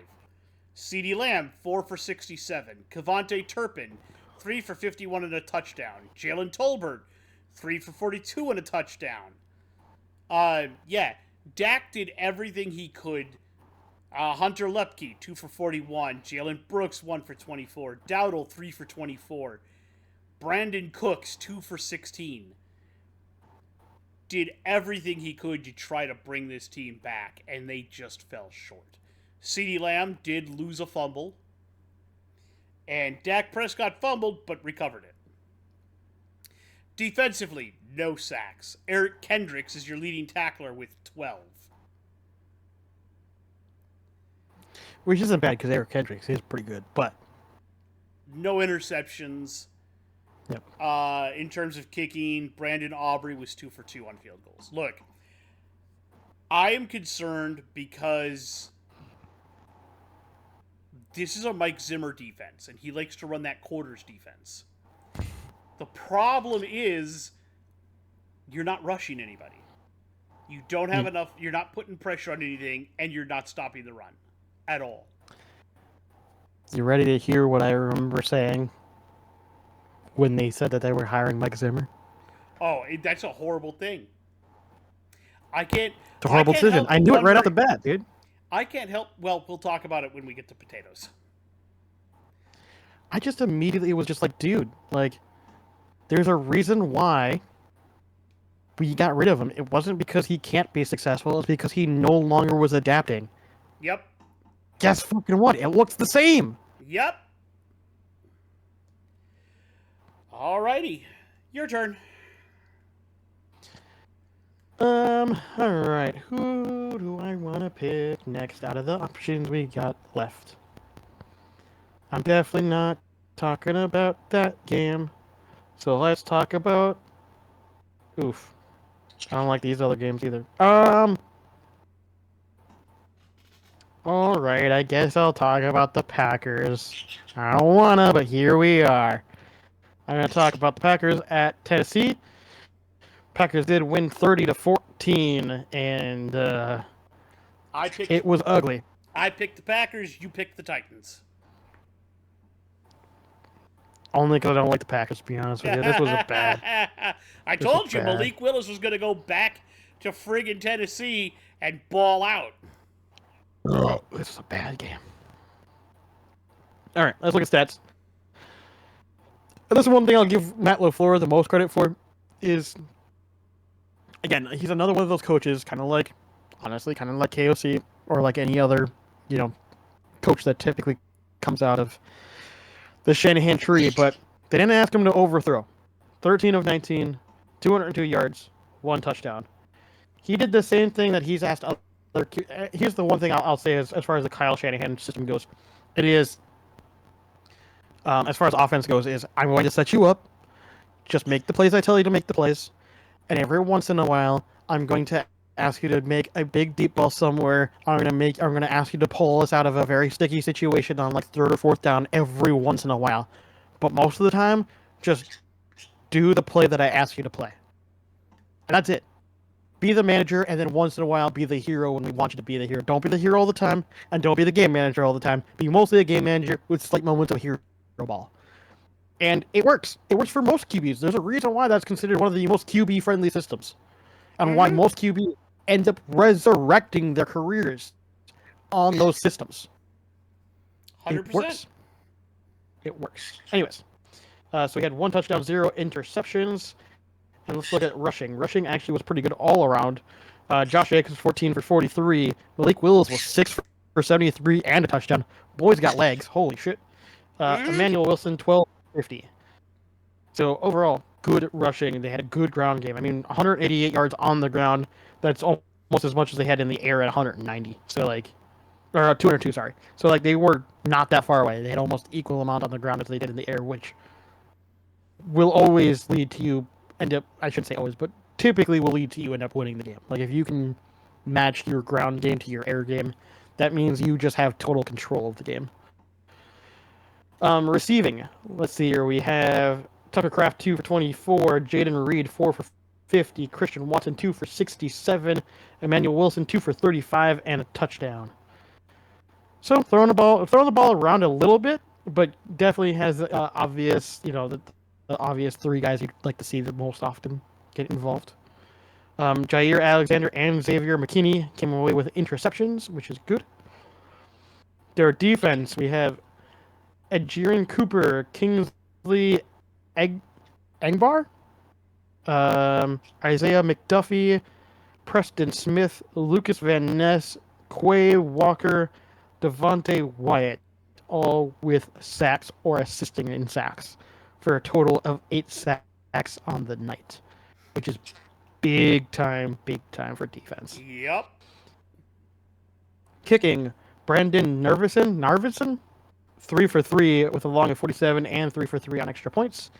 No kickoff returns, but they did have 2 punt returns in Jaden Reed with a long of 12. So overall, just a complete game offensively all around and defensively all around. They just played very well, which does concern me, but we'll get to that. Will Levis, 26 of 34, not even that bad. 260 yards, not that bad. 2 touchdowns, not that bad. 2 interceptions. Oh, God, why? That's Will Levis. Yes. Like in a nutshell, that's honestly Will Levis. Is, man, that doesn't look bad. Man, that doesn't look bad. Oh, shit, that looks horrible. Yep.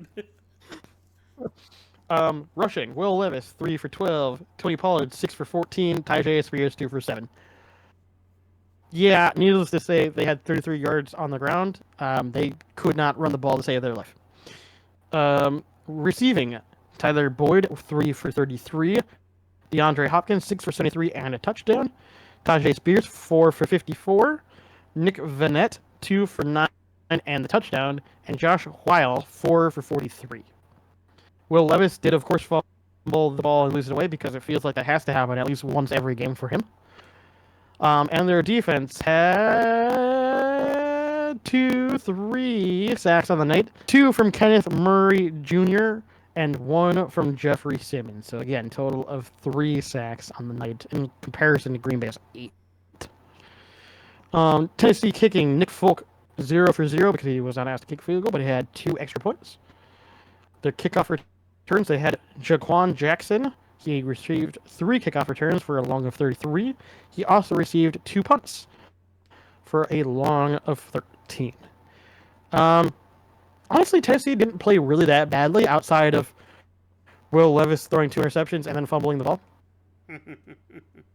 Turnovers. It's 3 like, turnovers, it's by the way. like what we said. He's entertaining to watch as long as he's not your quarterback. I'll say this.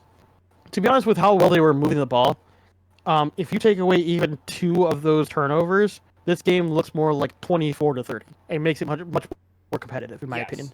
Because I think 2 of those turnovers did happen, in fact, on Green Bay's side of the field. So this could have been a closer game, and I think there's still hope for Titans if you are a Titans fan. You got to remember, Will Levis is still a very raw prospect. Obviously, this is only his 2nd year, and he didn't even play all of year 1. So he is still pretty raw. But I think the potential is still there if he can just learn to protect the ball. Because in the NFL, that's incredibly important. Even more so than in college. Exactly, that's my point. Is that he could get away with some of those things in college once in a while. You cannot get away with pretty much 90% of the things that he tries to get away with in the NFL. I think until he learns that, he's going to keep turning over the ball. But eventually, hopefully, he gets somebody that teaches him, you can't do that no more, man. You are not that good in this league. All right. Yeah, like I can agree. Not that good. All right. I'm going to bite the bullet and talk about a game that was immensely... You gotta talk about the really boring one? Immensely boring until the 4th quarter. Even then, it was honestly pretty boring. Well, it wasn't totally horrible. I'm going to talk Eagles at Saints. It was still pretty boring. It was. Because until the 4th quarter, this game was 3-0. Yeah. In terms of the Saints. There was Neither no team offense wanted to to play. found. Neither team wanted to play. Yeah. Score wound up being 15-12 Eagles. We both picked the Saints. So we're both wrong. But let's talk about it because this... On paper, this should have gone way differently. On paper, this should have gone way differently. Boy, did this not go differently. And by stat-wise, if you look at the stats, you go, oh, this must have been a fun game to watch. No.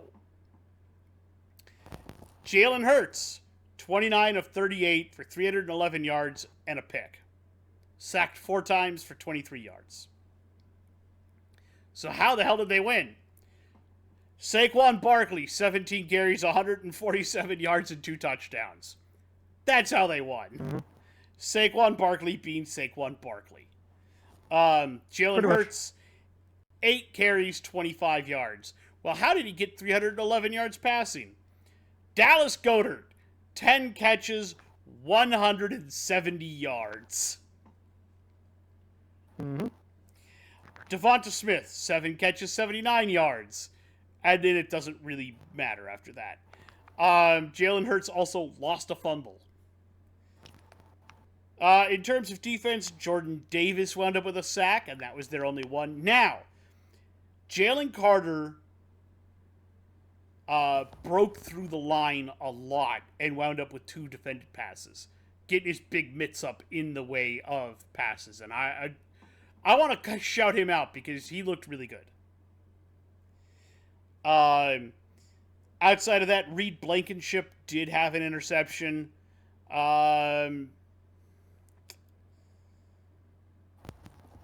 Jake Elliott missed a field goal and made the extra point.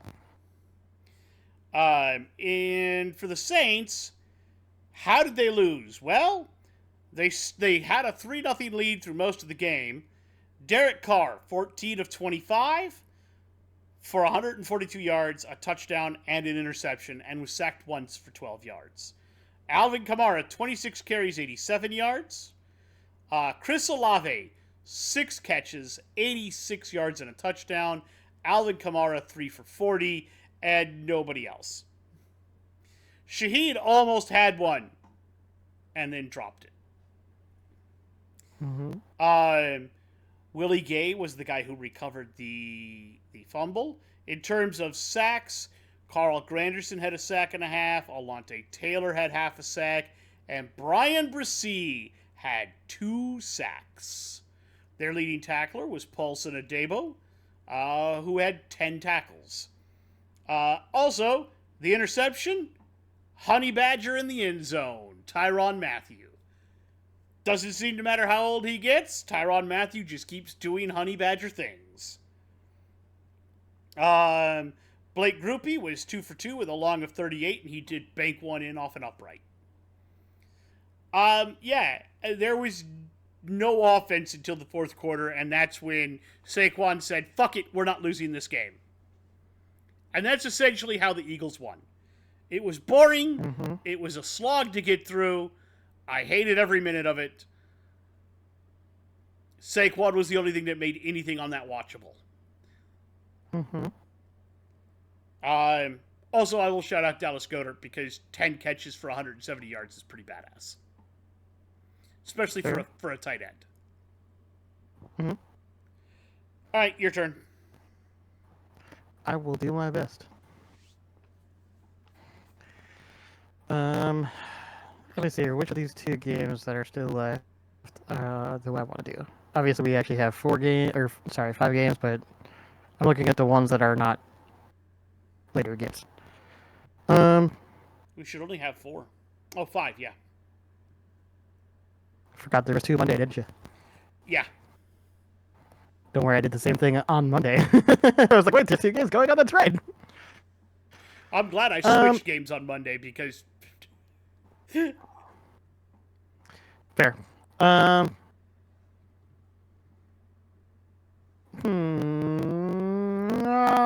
talk Lions Cardinals. I'm taking that from you. All right, that's fair.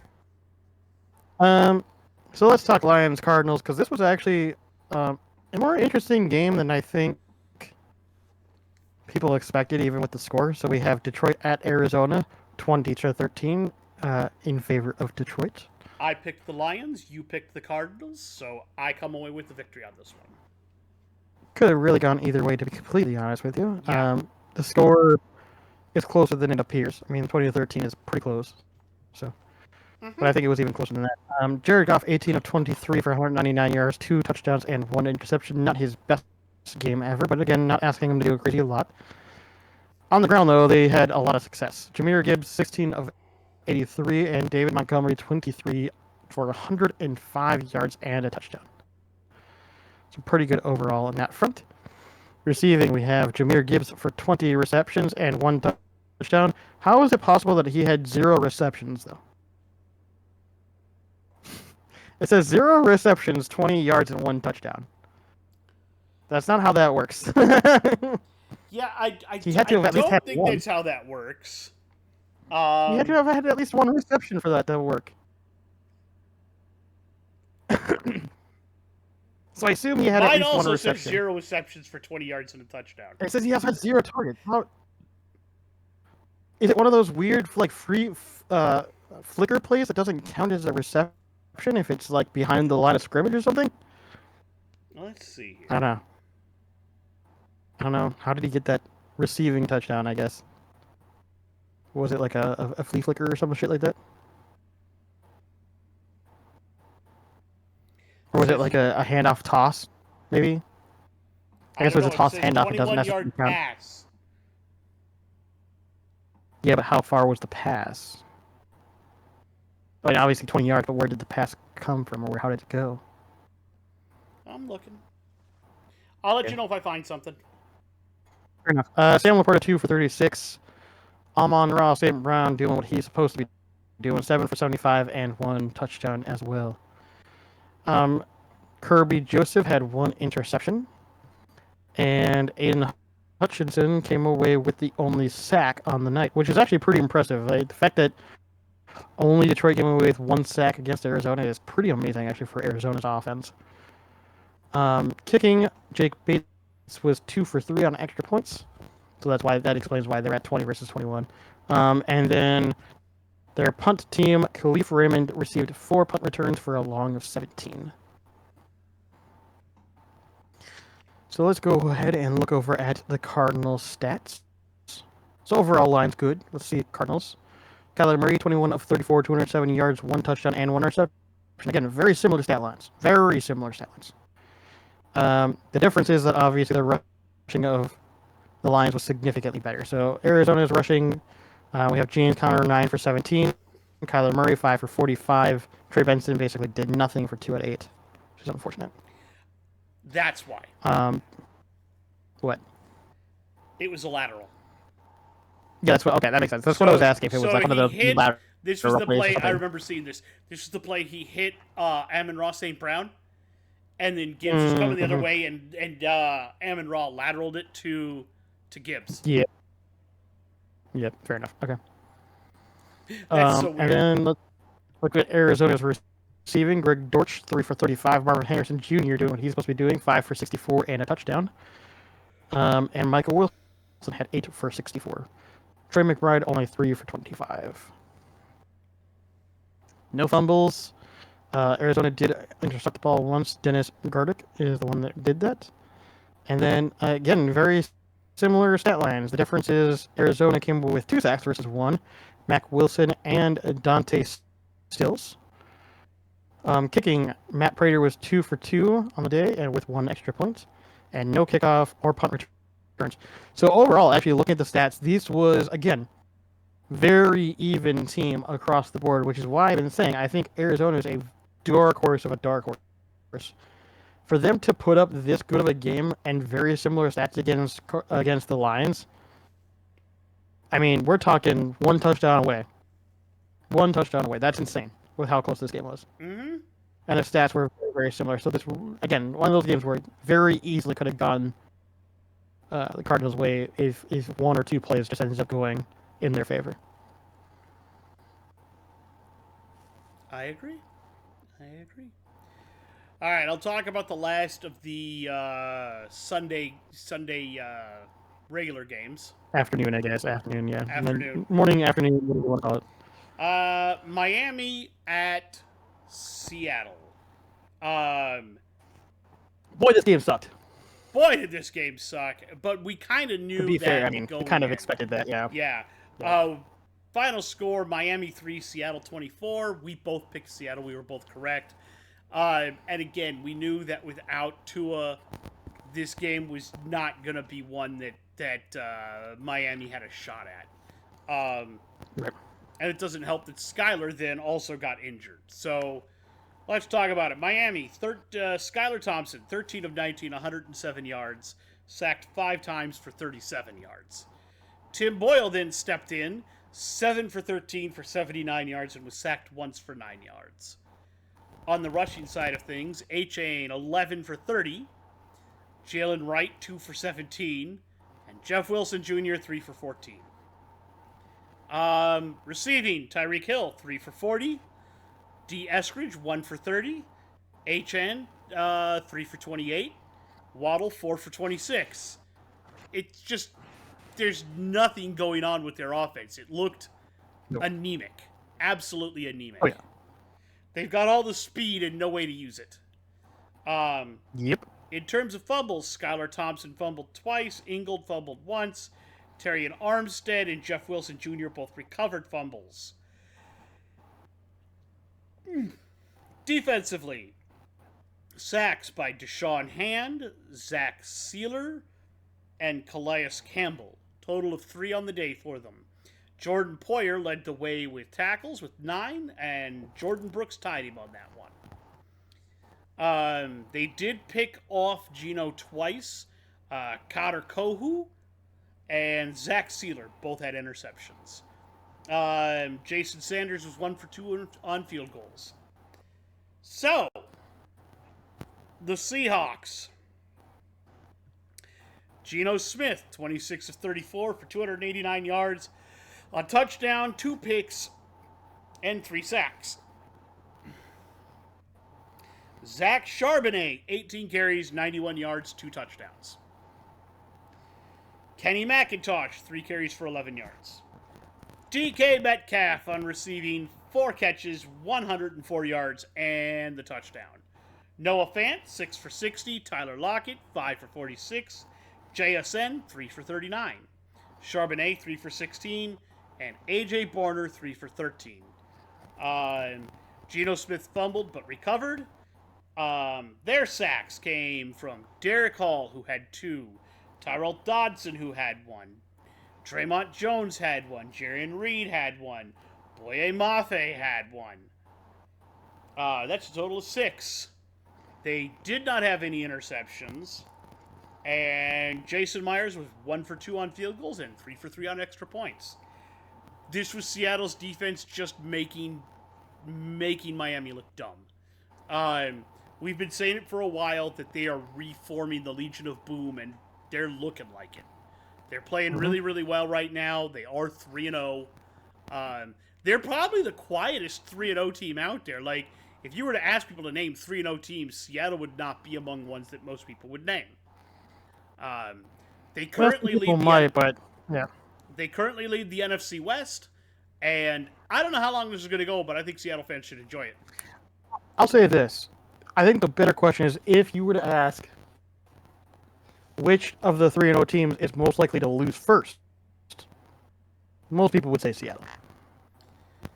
I would. I would say Pittsburgh.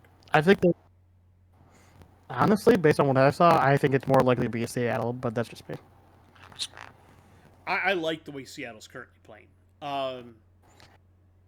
But that's just I still don't have a lot of faith in that offense to stay taking as long as it needs to. I totally understand. I totally understand where you're coming from. I also am not sure how much faith. Like, I think if they come up against a hard defense like the 49ers, Green Bay, us, Vikings. Who else? That's why I said us, Vikings. Yeah. Oh. Steelers. Even the Chiefs. Like, there are Steelers. Like, there are just teams that have really good defenses that you just don't. Put it this way. A good example of it is you look at the Vikings and you go, who did they beat to be 3-0? They beat, their first week was, who was it? The Giants. Okay. Basically nobody. But then you beat the 49ers. And then you follow that up beating, again, a very tough opponent in the Texans. Yep.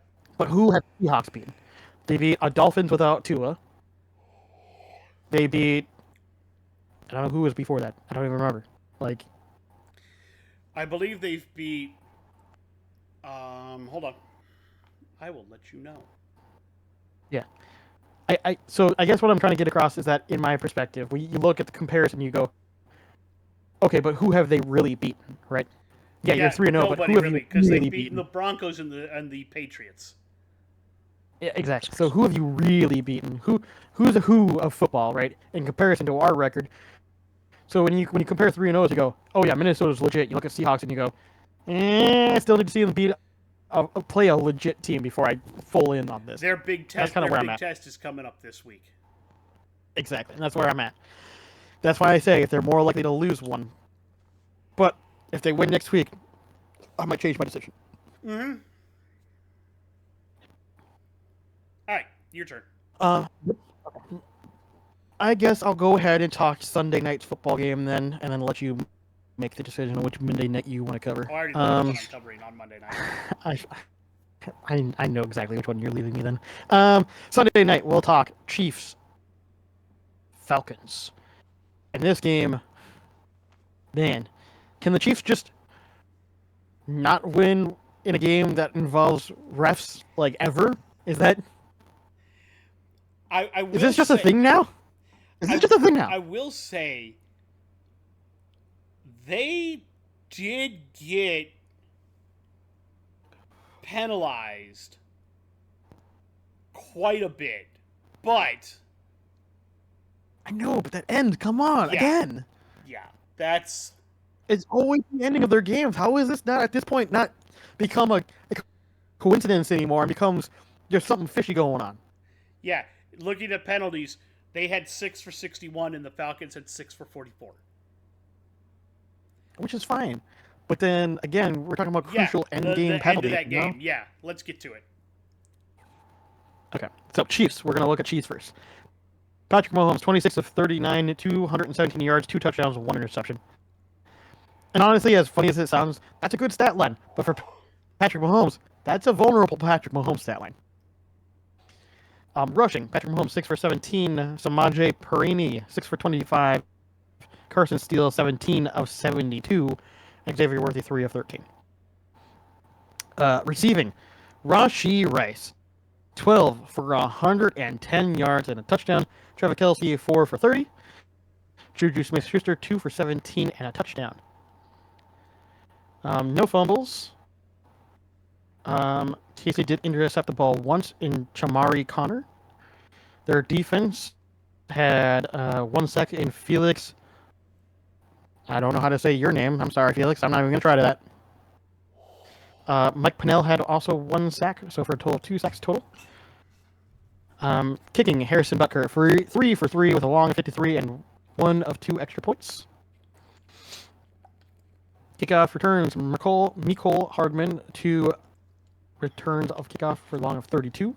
He also had a punt return for a long of 12. So overall, pretty good stat line. But let's look over at the Falcons and see what they did. Yep. Because I think personally they performed a little better. But we'll see what the stats say. I think so. Kirk Cousins, 20 of 29, 230 yards, 1 touchdown, 1 interception. Very similar stat line. Tyler Algier, 7 of 32. Ray MacLeod, 1 of 20. Bijan Robinson, 16 for only 31 yards and 1 touchdown. So this is one thing I will say Atlanta needs to work on. They have good rushers. Use a rushing game better. So, I just realized I froze, but just keep going. It's okay. I noticed it. I don't care. What I will say is that they like that zone outside run, and the Chiefs had that scouted and just absolutely ate them alive on it. But they kept trying to run Bijan Robinson in that, and Algiers was the guy who was getting all the yards because he's a bowling ball. But they wouldn't let him take the runs, and I mean, honestly, that was a stinker of a last play. Had they not been running Bijan and then they run Algiers, they might have actually done something. Maybe. Let's look at receiving. Drake London, 6 of 67 for a touchdown. Darnell Mooney, 8 of 66. Kyle Pitts, 2 for 59. Bijan, 2 for 21. Fumbles. Kirk Cousins did fumble the ball twice, but they were not lost. And Justin Simmons did come away with 1 interception for Atlanta. This is the big problem Atlanta did unfortunately have a problem with, which is if you don't pressure Patrick Mahomes, he's going to find a way to move the ball. And unfortunately, Atlanta did not get a single sack on Patrick Mahomes the entire game, which means they were not able to put enough pressure on Mahomes. Not that they didn't put pressure on him, but obviously not enough. Atlanta's kicking Young Wei Koo 1 for 1 out of 54 and 2 extra points. Kicking off, Ray MacLeod and Avery Williams each received a kickoff return for 28 yards. And then punting, Avery Williams did receive 2 punt returns for a long of 11. Honestly, again, this is one of those weird situations where I think the teams had a lot of even stats. I think Atlanta played a little better as far as receiving and throwing, but then Kansas City played better on the ground. So, you could chalk it up either way. This is another one of those. Atlanta could have easily won this game. Unfortunately, the refs at the end of the game decided not to play fair ball. So here we are. Kansas City unfortunately did win the game, and I say unfortunately only because they win so much. It's one of those things where it's hard to feel bad. It's hard to feel like I don't know. It's hard to really be like, ugh, good job, Chiefs, all the time. There's eventually a point where it's like, okay, you guys have won so much. I'm tired of it. This is Totally kind of where I'm at with the Chiefs. Totally understand. All right, you can go ahead and pick your Monday night game. All right, we're going to talk about a game that, with another team that I've already mentioned I'm concerned about. We're going to talk Washington and Cincinnati. I'll explain why I am worried about Cincinnati. And it has nothing to do with their offense, which was spectacular. It has to do with this stat line. You ready? Mm-hmm. Jaden Daniels, 21 of 23 for 254 yards and 2 touchdowns. That is the highest completion percentage for a rookie quarterback in the NFL ever. I'm not gonna lie. Oh, did I already freeze immediately? Again. That was fast. Well, yep. Oh well. Ever. I'll say this. I'm super happy though because I did start. I was debating upon this, but I started Terry McLaurin, Scary Terry, this week. Yeah, he did very well. We'll get there. We'll get there. Now, on the ground, Jaden Daniels, 12 carries, 39 yards, 1 touchdown. Austin Eckler, 3 carries, 35 yards, 1 touchdown. Brian Robinson Jr., 16 carries, 33 yards, 1 touchdown.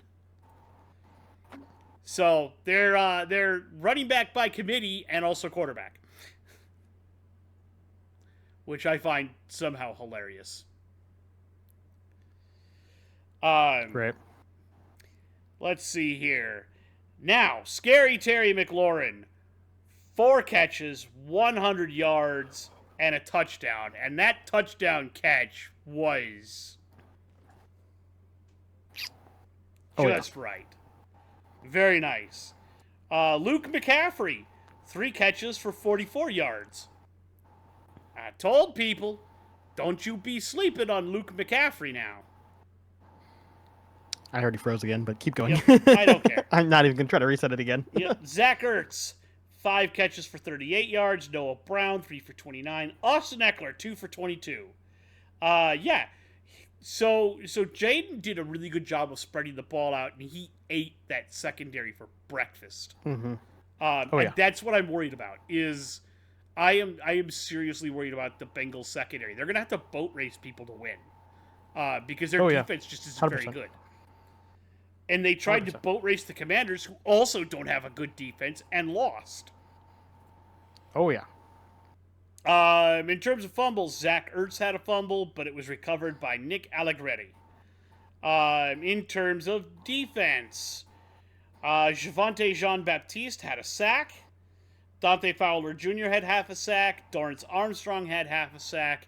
And their leading tackler was Bobby Wagner with 8 tackles. They did not have any interceptions. And Austin Siebert was 1 for 1 from 42 yards in terms of field goals. And he did make all of his extra points. The Bengals, though, I assume you started Joe Burrow. I did. That was good for you. Joe Burrow, 29 of 38, 324 yards and 3 touchdowns. Sacked twice for 12 yards. Now, here's what I will say. He came out firing, and immediately they tossed a 41-yard bomb to Chase. And I was like, I was oh, pretty happy about it. this is going to be how this game goes. The only reason I switched from the first Monday night game to this one was I thought the Commanders would put up more of a fight against the Bengals than the Jaguars would against the Bills. It turns out I was right, only I didn't think the Commanders were going to win. Yes. Because we both picked the Bengals to win this one, if I didn't say that. Yes. Rushing, Chase Brown, 7 for 62. Zach Moss, 12 for 58 and a touchdown. I like Chase Brown. I want to see more Chase Brown. You know who the other one that I want to see? I know this is kind of sidetracking, but there's one other kid that's been playing really well that I have on my bench for the Bengals, who's been playing actually pretty well the last couple of weeks. He's been earning like 15 points rather consistently. He hasn't had like a big game where he's been like, oh my god, that kid's amazing. But he's had a lot of consistency, which I think is, let me see here, what's his name? Is it Eosivius?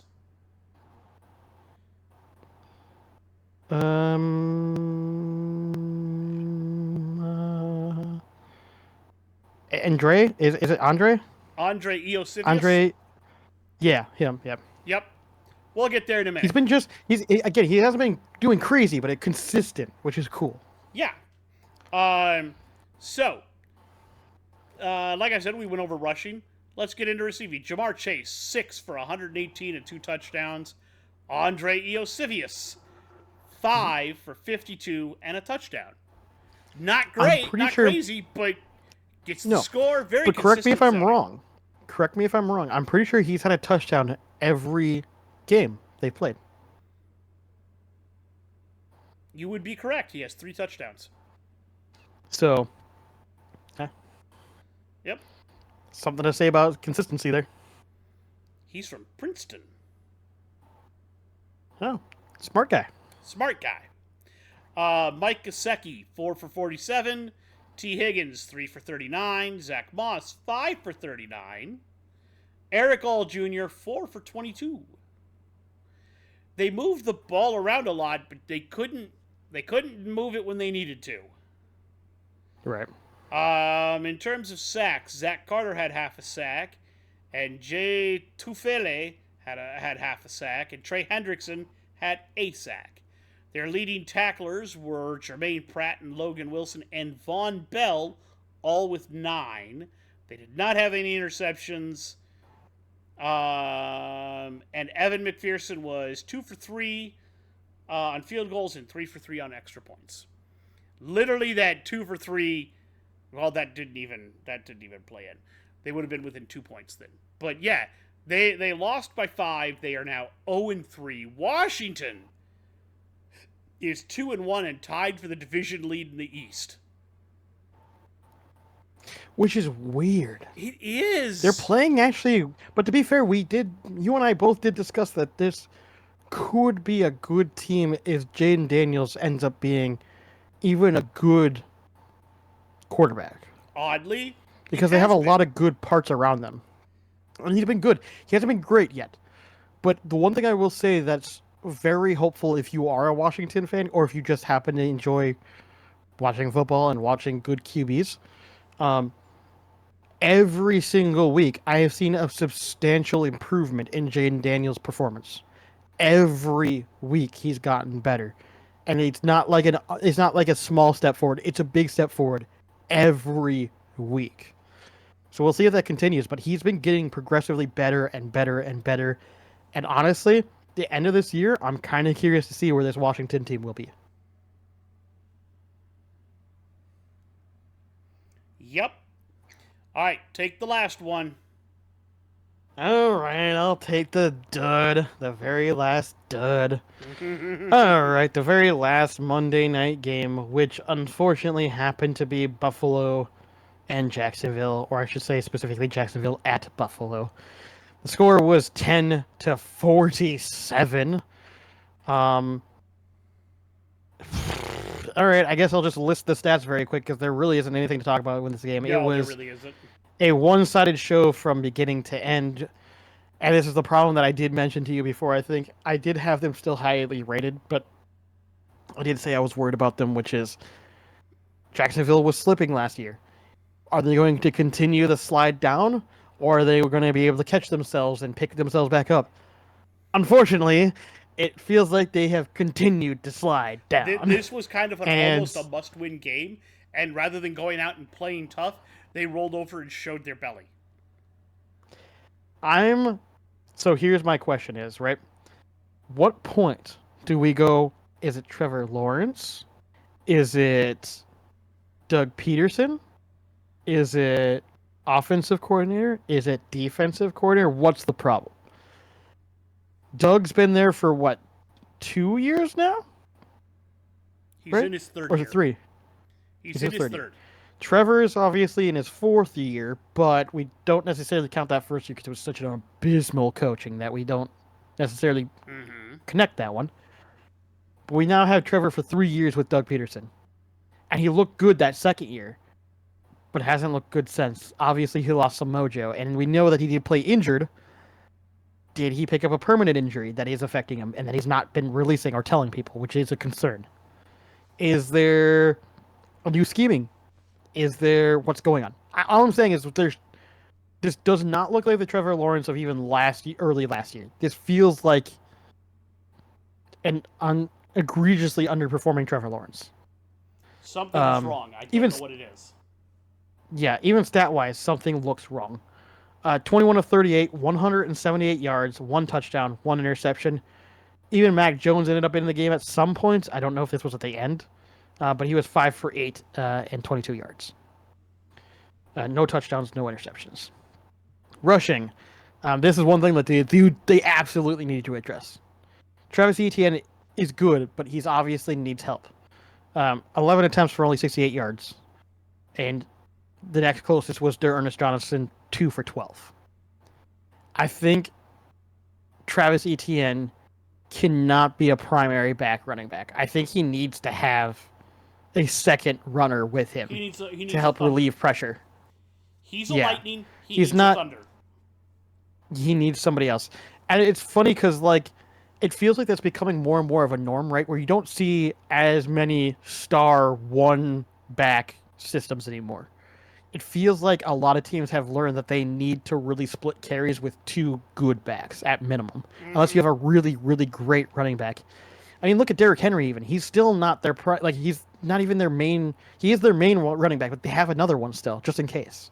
And then you look at the Vikings. We have Aaron Jones and Jones you know exactly what I'm thinking of, but back. But if he's struggling, Chandler steps right. Ty Chandler, yeah. I was going to say the only team I can think of off the top of my head. There are 2 teams, and even one of them right now has their backup running. The 49ers with CMC, obviously the prime back. The Eagles with Saquon Barkley, and that's. Could we make an argument for Green Bay? No, with Josh Jacobs. I can't think of with Josh Jacobs. Who's their second guy carrying though? I don't know. I just know that Josh isn't the only guy carrying. No, I know, but I think he's their obvious main primary. I just can't think of who even their secondary is. Taylor for the Colts. Yeah, but even he split in carries recently. So, but yeah, I think you could make an argument for either one of them being mostly still a primary star, one running back kind of system. But you're starting. My point, regardless, though, is that you are starting to see a lot more teams realizing that a one-star stud is not going to work anymore because most of the time, Emmanuel Wilson, that's right. They've got an almost even split: 12 carries for Wilson, 14 for Jacobs. Yep. But here's the thing. This is why this makes sense. Okay, and I think I finally realized why teams are doing this. One, running backs are not performing as well as they used to, which sounds bad, but they just realistically defenses have learned how to deal with most runnings in a situation. But 2, the big one, which has been proven by CMC over and over again, is if your primary gets hurt, who's your backup? And I was going to say it's also because defenses have gotten bigger and faster as well. You can no longer have a guy like Barry Sanders who can just juke everybody out of their shoes and never get touched. Yeah. But the problem is most running backs just don't play that way anymore. Most are big powerhouse running backs. So I think a lot of teams are realizing that if they run one guy all of the time, he's most likely going to get injured, which is what happened to CMC, right? If you run him all the time, all day long, eventually they're going to accumulate injuries. Versus if you split them with another competent back, you're more likely able to keep both of them around. And then rely on the primary one whenever you need to. Unfortunately, I think for CMC, as far as he's concerned, I think he's kind of done. Not necessarily like being a good running back. I think he'll still be a good running back, but I think he's done as far as I think we need to stop considering him a top number one carry because he just gets injured too much. He's retained too many injuries in his lifetime to now be considered a consistent number one all of the time. Because he just can't be that anymore. But yeah, and I feel bad saying that because he still performs so well, but like in terms of ETM, when's the last time he was a full season? He does need somebody he can split the carries with. And right now, the only two people they're trying to split him with is Tank Bigsby and D'Ernest Johnson. Neither one of them are bad, but they're not even good secondary backs, in my opinion. No offense to D'Ernest Johnson, who tried proving last year that he could still do it for the Browns. And in the right situation, he can. But he's not... He's just not that secondary guy. He's a third guy, and that's just the way it is. And I think Tank Bigsby is also proven to be that he's more of a third guy, not that secondary guy. So, yeah. They need to find somebody else, I think, a little bit to help him out in the future. But anyways, let's look at receiving. They had two guys do kind of okay. So we had Christian Kirk for 8 for 79. And then we had Brian Thomas Jr. for 5 for 48. Brenton Strange had 2 receptions for 12, but he had a touchdown. Everyone else got under 20 yards, basically, for the game. Mac Jones did fumble and lose the ball, but at that point, it sounds like that. At the point that he came in the game, it sounds like it didn't even matter. Jacksonville's defense also is a big problem. 0 sacks on the night. 0. Jacksonville used to rely on its offense to be able to put up points and be able to try to boat race people. But more and more recently, over the last year and a half, it's shown that they've been dealing with too many injuries. They can't rely on that. And their defense is just, to put it bluntly, incredibly inconsistent. Some games they're really good, and some games they are really bad. And this was one of those really bad games. Punting, we don't need to talk about that. Kicking, Cam Little 1 for 1 for a long of 41 and 1 extra point. Jacksonville's kickoff return, Devin Duvernay had 1 for 27 and no punt returns. So honestly, this was a really sad thing to talk about. But let's go look at Bills because man, they had a game and a half. Let's look at how Josh Allen played because he had a Josh Allen game if I've ever seen one. 23 of 30, 263 yards, 4 touchdowns. He also had 6 running attempts for 44 yards. James Cook had 11 attempts for 39 yards and a touchdown, and Ray Davis had 7 for 22 and a touchdown as well. So they had 2 rushing touchdowns on the ground. Receiving, we had Keon Coleman, 1 for 24 and a touchdown. James Cook was 4 for 48. Ty Johnson was 3 for 28 and a touchdown. Dalton Kincaid was 3 for 41 and a touchdown. And Khalil Shakir was 6 for 72 and a touchdown. This is the one thing I'm gonna notice the most, probably if nothing else, is that a lot of people were talking about Stephon Diggs no longer being around. How much was that going to affect the receiving?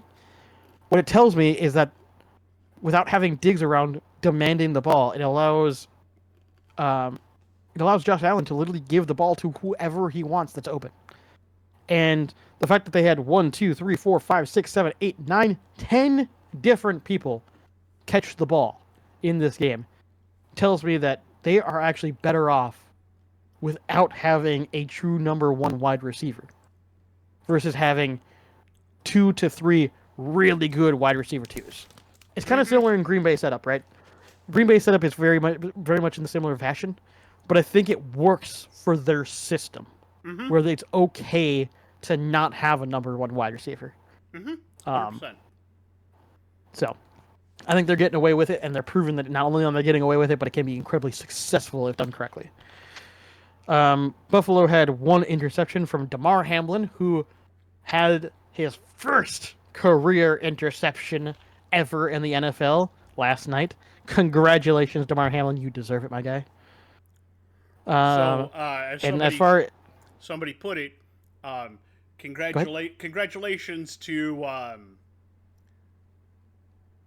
Trevor Lawrence for throwing the ball to a guy who had been clinically dead. Right, pretty much.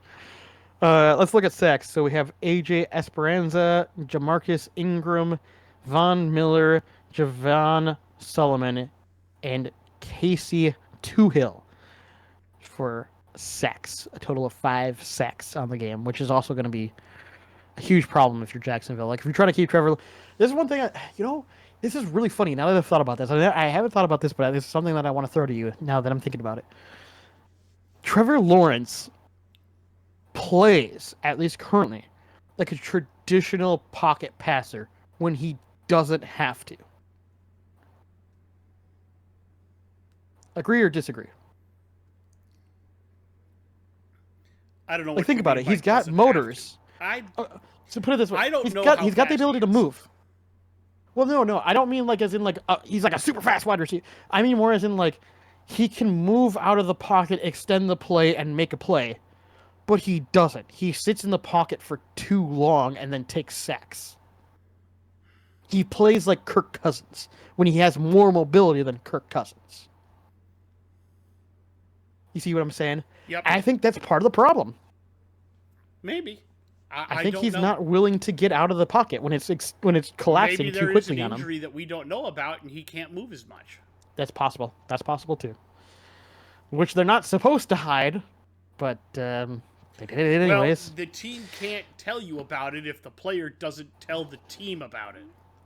Well, that's what I'm saying. The player is supposed to also tell the team about this, but obviously, based on what we found out last year, apparently he doesn't like telling people when he's injured, which is a problem in itself. Yep. Punting. Sam Martin had 1 punt for 49 yards. Well done. Kicking. Tyler Bass, 2 for 2 for a long of 43, 5 for 6 in the extra points. Ty Johnson had 1 return for 22 yards on a kickoff return, and Brandon Cordington, I think it's Cordington, had 2 punt returns for a long of 22, but an average of 20.5, which means that his second return was pretty similar to the 22, which is pretty good. Overall, this was definitely a Buffalo domination. This is Jacksonville rolling over and dying. This is the 0.5 that I mentioned as far as teams that I'm concerned about, because I think they can still come back from this, but that timing is slipping away very quickly. Like, I understand that the season is 17 games long, but when you lose that many games in a row and that badly, you can lose a locker room far quickly. And if they don't make a change by, I would say, mid-October, so what, 2 more weeks, your season could already be done. It could already be done. With how competitive this league has become. Yep. You can already be out of playoff contention completely by mid-October, which is crazy to even say, because like back in the day, we'd be like, can't say that until the end of November. Well, now we can say that at mid-October. 100% you can, yep. So, unfortunately, I think Jacksonville has to win their next game. Otherwise, I think they might be done. Yep. 100% agree. All right. What do you want to go on to next? Let's do showers, potatoes, game balls, and next week. All right. Showers. Who do you want to go first? You can go first. For sure. That's fine. I'll go with the obvious one that I just talked about. Trevor Lawrence, dude. Like, you're just not playing well enough, man. Like, I know that you didn't have a terrible game, but there's something wrong. And I don't know what it is. I don't know if it's just you. But unfortunately, you are the one that's easy to point out. Hit the showers. I got to pull up another one now. I got to figure one out. Oh, fair enough. But was that actually one of yours? Yeah, that was the first one on my list. That's hilarious. Calvin Ridley, and this is personal. Hit the showers. How is it that when I put you on my damn bench, you go off for 77 yards and 2 touchdowns, And then I play you this week, and you have one fucking catch. That's why I No. try not to make too many decisions week by week like that. I hate you. Because that can burn you, man. That can burn you so bad. Yeah, but I hate you. It's personal. Hit the Bengals showers, defense. you bum. Bengals defense. I don't know which one of you to blame, so I'm throwing you all under the bus. Go hit the showers. The blind ass referees. Go hit the showers. Fair. How the fuck? That's fair. How the fuck That's fair. do you miss a giant tight end getting hugged like a child? Dude, for real? In the back of the end zone, right in front of you. Oh, it was so egregious, man. It was so bad. Dudes, Ugh, please go was get eye bad. exams and get glasses if you need them. for real.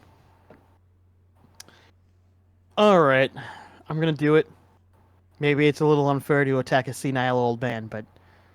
Sorry, senile old man, you need to be attacked. Jerry Jones, hit the fucking showers. What is this? All in? Then you do nothing? And then when people question why you didn't go get Derrick Henry, your only answer is, couldn't make the money work. My asshole, we all know you could have made the money work, and you didn't.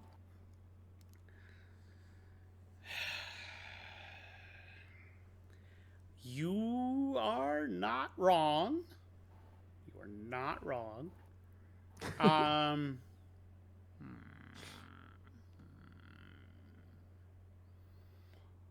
Who do I want to put in there for my last? There's one really funny one you could put in if you wanted to. Trying to think of. You know what?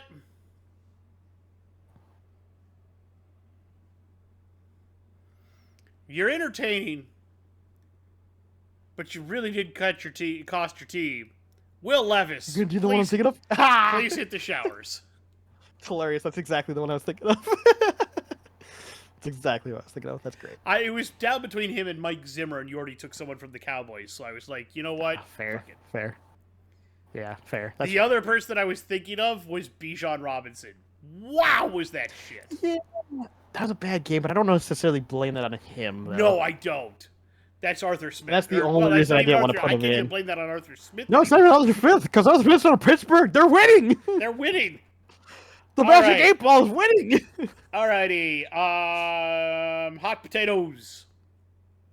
Hot potatoes. I'll start. Do you want to start or do you want me to start? I got one. Yeah, go ahead. I got one for you. Go ahead. Try not to spicy it right off the bat. Oh, god damn it. Now I have to do a different one. You're going to throw a fucking Sam Darnold at me. I know it. No, I was not going to throw a Sam Darnold at you. I have a different one, okay. but it's spicy as fuck. It's either Vikings related or coaching related. Fair enough. It's neither. Oh, that shocks me a little bit then. But... go ahead and throw whatever you want at me. Alright. Maybe. Just fucking maybe. The Cowboys are utterly and completely cooked. They're done. They will never win a playoff game as long as Jerry Jones owns the team. All right. I'm just going to say this. If you hadn't added that last bit in there, I might have been... honestly, I'm not going to lie. This feels That's like... That's why I said it was spicy. I wanted to go spicier, but I couldn't. If anyone watches this and happens to watch Rich Eisen, this is... Obviously, this bit is very much the overreaction bit. Except for we do it back and forth to each other versus one person just throwing stuff at Rich. If you hadn't thrown in that last bit, I would have been like, no, I agree with that. But that last bit, I think it takes it too far. I don't know if I can bite that with that last bit on there. See, my initial but I can understand. They but will I can never totally win another. understand. They will never win another Super Bowl as long as Jerry Jones is alive. Like as long as he's alive. See that what? That feels like we're going too far. I don't know how old is Jerry Jones. I guess we'll see. How much longer do they have? I guess. All right, let's Depends find on his out. age. Yeah, no, I'm kind of curious now at this point. Jerry Jones is 81. He could still live to be another at least 10 more. Nah, I think we're still too far. Okay. I think you're saying within the next decade, there's no way he gets. I just way. wouldn't believe that. Not happening. I don't know if I believe that. A decade's a long time. I don't know if I want to fully bite into that, but I can understand for record, their last Super Bowl victory was 1996. I'm well aware of that. I'm still not biting it. I understand it, but I'm not biting. I'm not committing, but I can understand it. All right. Time to throw out my tame one out there. My just here's a freebie for you. Maybe. Just maybe. The Vikings will make the playoffs. Oh, absolutely. The way they're currently playing, you could have gone a little spicier with that. That's a little bland. I could have. Like I said, I was throwing you That's an easy bland, toss-up. Yeah, it is a little bland. I know. Like I said, a little bland.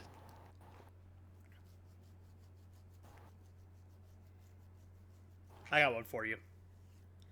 All right. Maybe. Just maybe. The 49ers will miss the playoffs this year.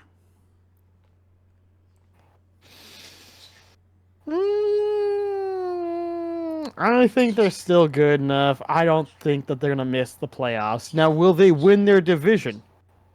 That's still up for debate. But I think they're still probably making playoffs, let's be honest with you. I mean, there is a world where the Rams and Cardinals end up pushing them out, but I would be a little shocked by that. Or maybe even the Seahawks. And we could still technically have 3 teams. Maybe even the Seahawks. We could technically have 3 teams out of the division, but I don't. Then we're saying that there's only one maybe from the East or South. I don't know. We're getting into semantics at that point. It's possible. I just don't think it's likely. So I'm not going to bite in on that yet. They don't feel like they've fallen apart that bad. I mean, we're like, what? They're 2-1, right? Like, they only lost to us, right? So, I mean, or are they 1-2? They're 1-2. 2-1, right? They've lost to us and they lost to the Rams. Oh, that's right. They just lost to the Rams, just barely. But again, close games. Close games, I think we got to be careful with that, especially because of the fact they don't have their running back, to be fair. I've been dealing with other injuries. Like, I don't know if I would have fallen on that. Granted, you could argue the same thing for the Rams, but the Rams, I think, have more depth. So I'll put it this way. Rams didn't spend a crazy amount, but got a lot of depth, where the 49ers spent a lot of money and just don't have the depth. So when they get injured, they just don't have as much wiggle room. So I don't know. I'm not going to buy that, but I can, again, another one of those, I can understand it, but I'm not really convinced by it. All right, I got one for you. Maybe, just maybe, the Saints are exactly who we thought they were prior to the last 2 weeks. I can take that. Or the first 2 weeks, I should say. I can take that because they feasted on a crappy Panthers defense, and then they feasted on what we didn't know was a really crappy Cowboys defense. Mm-hmm. So maybe the Saints are who we thought they were. Which, by the way, just sounds hilarious to say. They are who we thought they were! I just love saying it. It's hilarious. Denny Green. Yep. I love me some Denny Green. They are exactly who we thought they were. And we let them off the hook. All right, go ahead.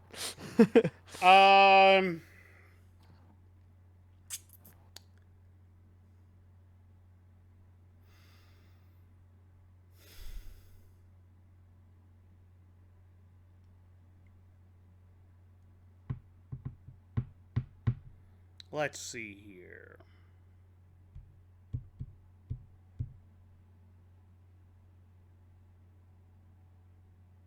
Dude, I got a great fucking spicy one for you. Maybe. Just maybe.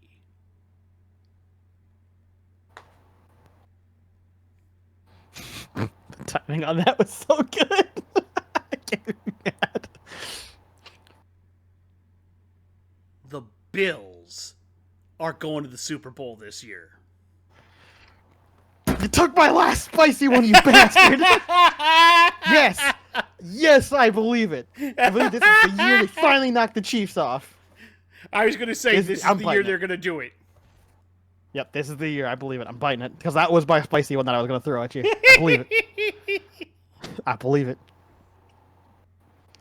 All right. I guess we're repeating one that I've done already because I think this is fun. Because I'm gonna throw it back at you again, and we'll see if your mind has changed. Maybe, just maybe, the Cardinals will win their division. You know what? I'll bite on that one now. Having seen, Oh yeah. having seen the Niners and they're 1-2, and the Cardinals I think are 2-1. Yep, they're Are 2 they and 1. 1-2? No, they're 1-2. No, they're 1-2. They're 1-2. Yeah, they lost their first two because but their Marvin games Harris have didn't been play the first game. close. They barely Very lost close. this third one. And with how beat up the Rams are, and I Yeah. don't trust the Seahawks to continue to be unbeaten. It's possible. They could do it now. I'm in on that. That is a distinct possibility. Yeah. Let's go. It's remember, weird. I called that week 1, baby. You did, and I was like, If it happens, I'm gonna be like, oh yeah. No, they could do it. I seriously think they could. We'll see. Oh yeah. All right. Game balls. You can start. Who do I want to shout out first? I have options. I have so many options.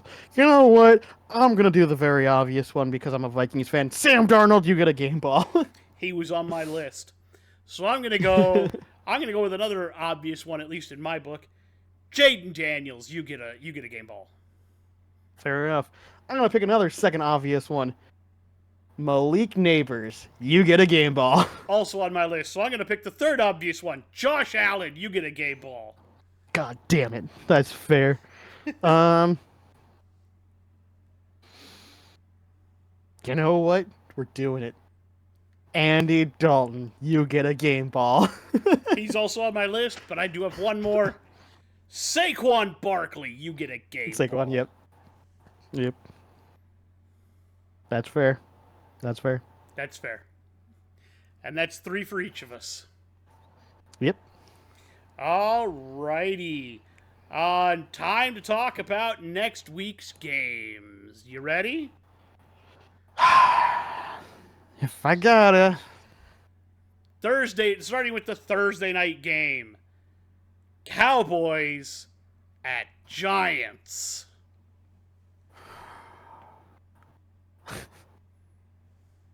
Like a week ago, this decision would have been very obvious. Now it's not so much. You know what? I'm gonna go for the Giants only because of Malik Neighbors. I'm doing the same thing, but I think it's more because Danny Dimes can run. They do have a guy that can run, and the Cowboys... It's true. Devin Singletary is pretty good bowling ball. Yeah, right. And the Cowboys can't stop the run to save their own life at this point. That's fair. They're also going to let Danny Dimes have all the time in the world to sit in the pocket and pick them apart. It's also true. In theory, that's true. Vikings. Vikings at Packers. Vikings. I don't even care. I'm going Vikings. I'm going Vikings as well. I don't even Again, care. like I said. I'm on the train. Like I've already said. F it. Like I've already said. If they win and Sam Darnold plays well, I'm buying a jersey. We're doing it. We're going full train, full ride if they win that game. Broncos at Jets. Jets. Like the Broncos had a good game, but they're not going to play that well against the Jets. It's not And happening. especially not at the Jets. No. Saints at Falcons. I don't know how good the Falcons defense is, but based on the way they performed, they're doing okay.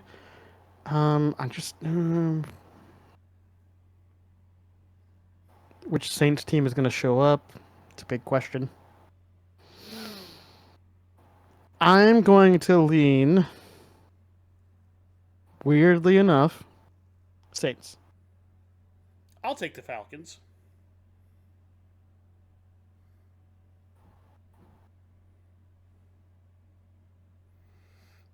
Eagles at Bucks.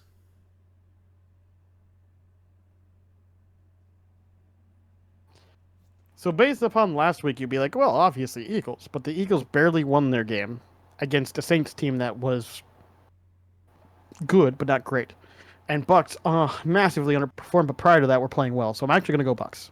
I'm I'll going take to the assume that Eagles. that was just a one-off game and that they're going to play really well this game. I'll take the Eagles. I'll do that. Fair enough. Bengals at Panthers. Listen, I know we're all huffing the Andy Dalton copium, and that everyone's like the Bengals aren't playing well. But if there's a game that's going to reignite the Bengals, it's going to be this game. So I'm going Bengals. I'm going Panthers. I don't trust that Bengals defense. I don't trust that secondary. The Red Rifle is going to eat them alive. You're going to regret it, man. Calling Maybe. it now. You're going to regret that. But I don't know. Remember the last time you picked the Panthers, you said, I'm never doing it again. Now here we are. Well, that was Panthers with Bryce Young. I guess that's fair. Jaguars and Texans. Texans. Both I'd be like, Jags have a chance at this, but not the last couple. No, the way they're playing, even though the Texans got stomped by Minnesota, that's not indicative. They're going to stomp Jacksonville in response. That's not indicative of the Texans. They're mad. They're going to hurt them even more. Steelers at Colts.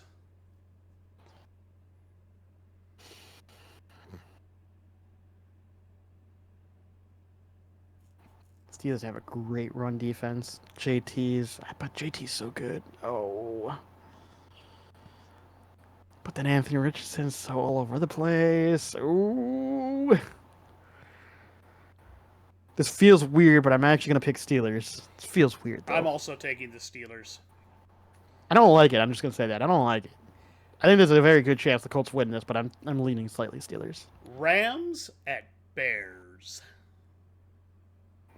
Rams. I just don't have any faith in the Bears, even with the Rams being so injured. Like, I agree. Yeah. Commanders. If you can beat the 49ers that injured, you can beat the Bears. Commanders at Cardinals. Ooh. That could be a sneaky good game, actually. I think that's going to be a very fun game. I'm going to lead Cardinals for now, only, and actually this might be a surprising thing to say, but only because their O-line has actually been really good at protecting Kyler. I am going to take the Commanders because I think Jaden Daniels is really starting to come into his own and feel that offense. I get it. I totally get it. Patriots at Niners. Oh gosh, the Niners, if they can't win that game, then we are finally in the Niners aren't making playoff zone. Yep, I agree. And what I think will be the stinker of the week, Browns at Raiders.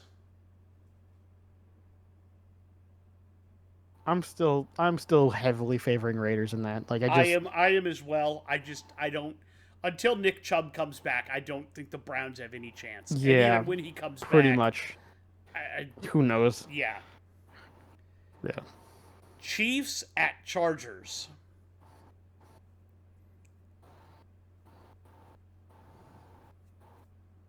I'm going to do something weird here. I'm going to pick the Chargers. I'm going to stay with the Chiefs. I know I'm going to have to lose that eventually, but it's the Chiefs. Eventually, yeah. No, I get it. Bills at Ravens.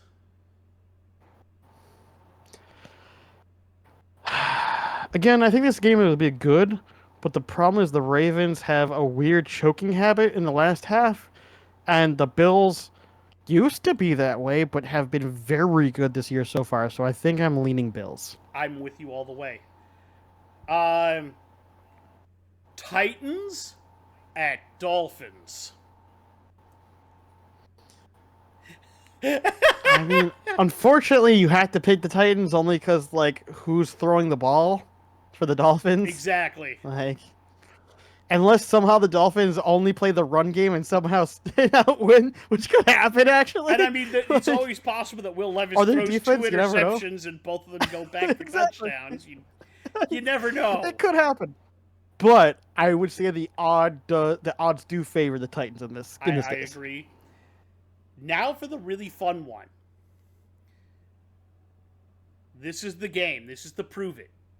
Seahawks at Lions.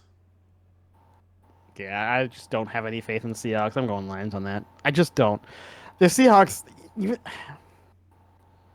again, just because they're 3-0, it is one of those questions of who have you beat. I understand. If they beat the Lions, then we might be talking about a legit team. But until then, and that's why I am going to pick the Seahawks, because I like their defense. I think they're going to pressure them really hard, and we'll see how all of this works out. That is true.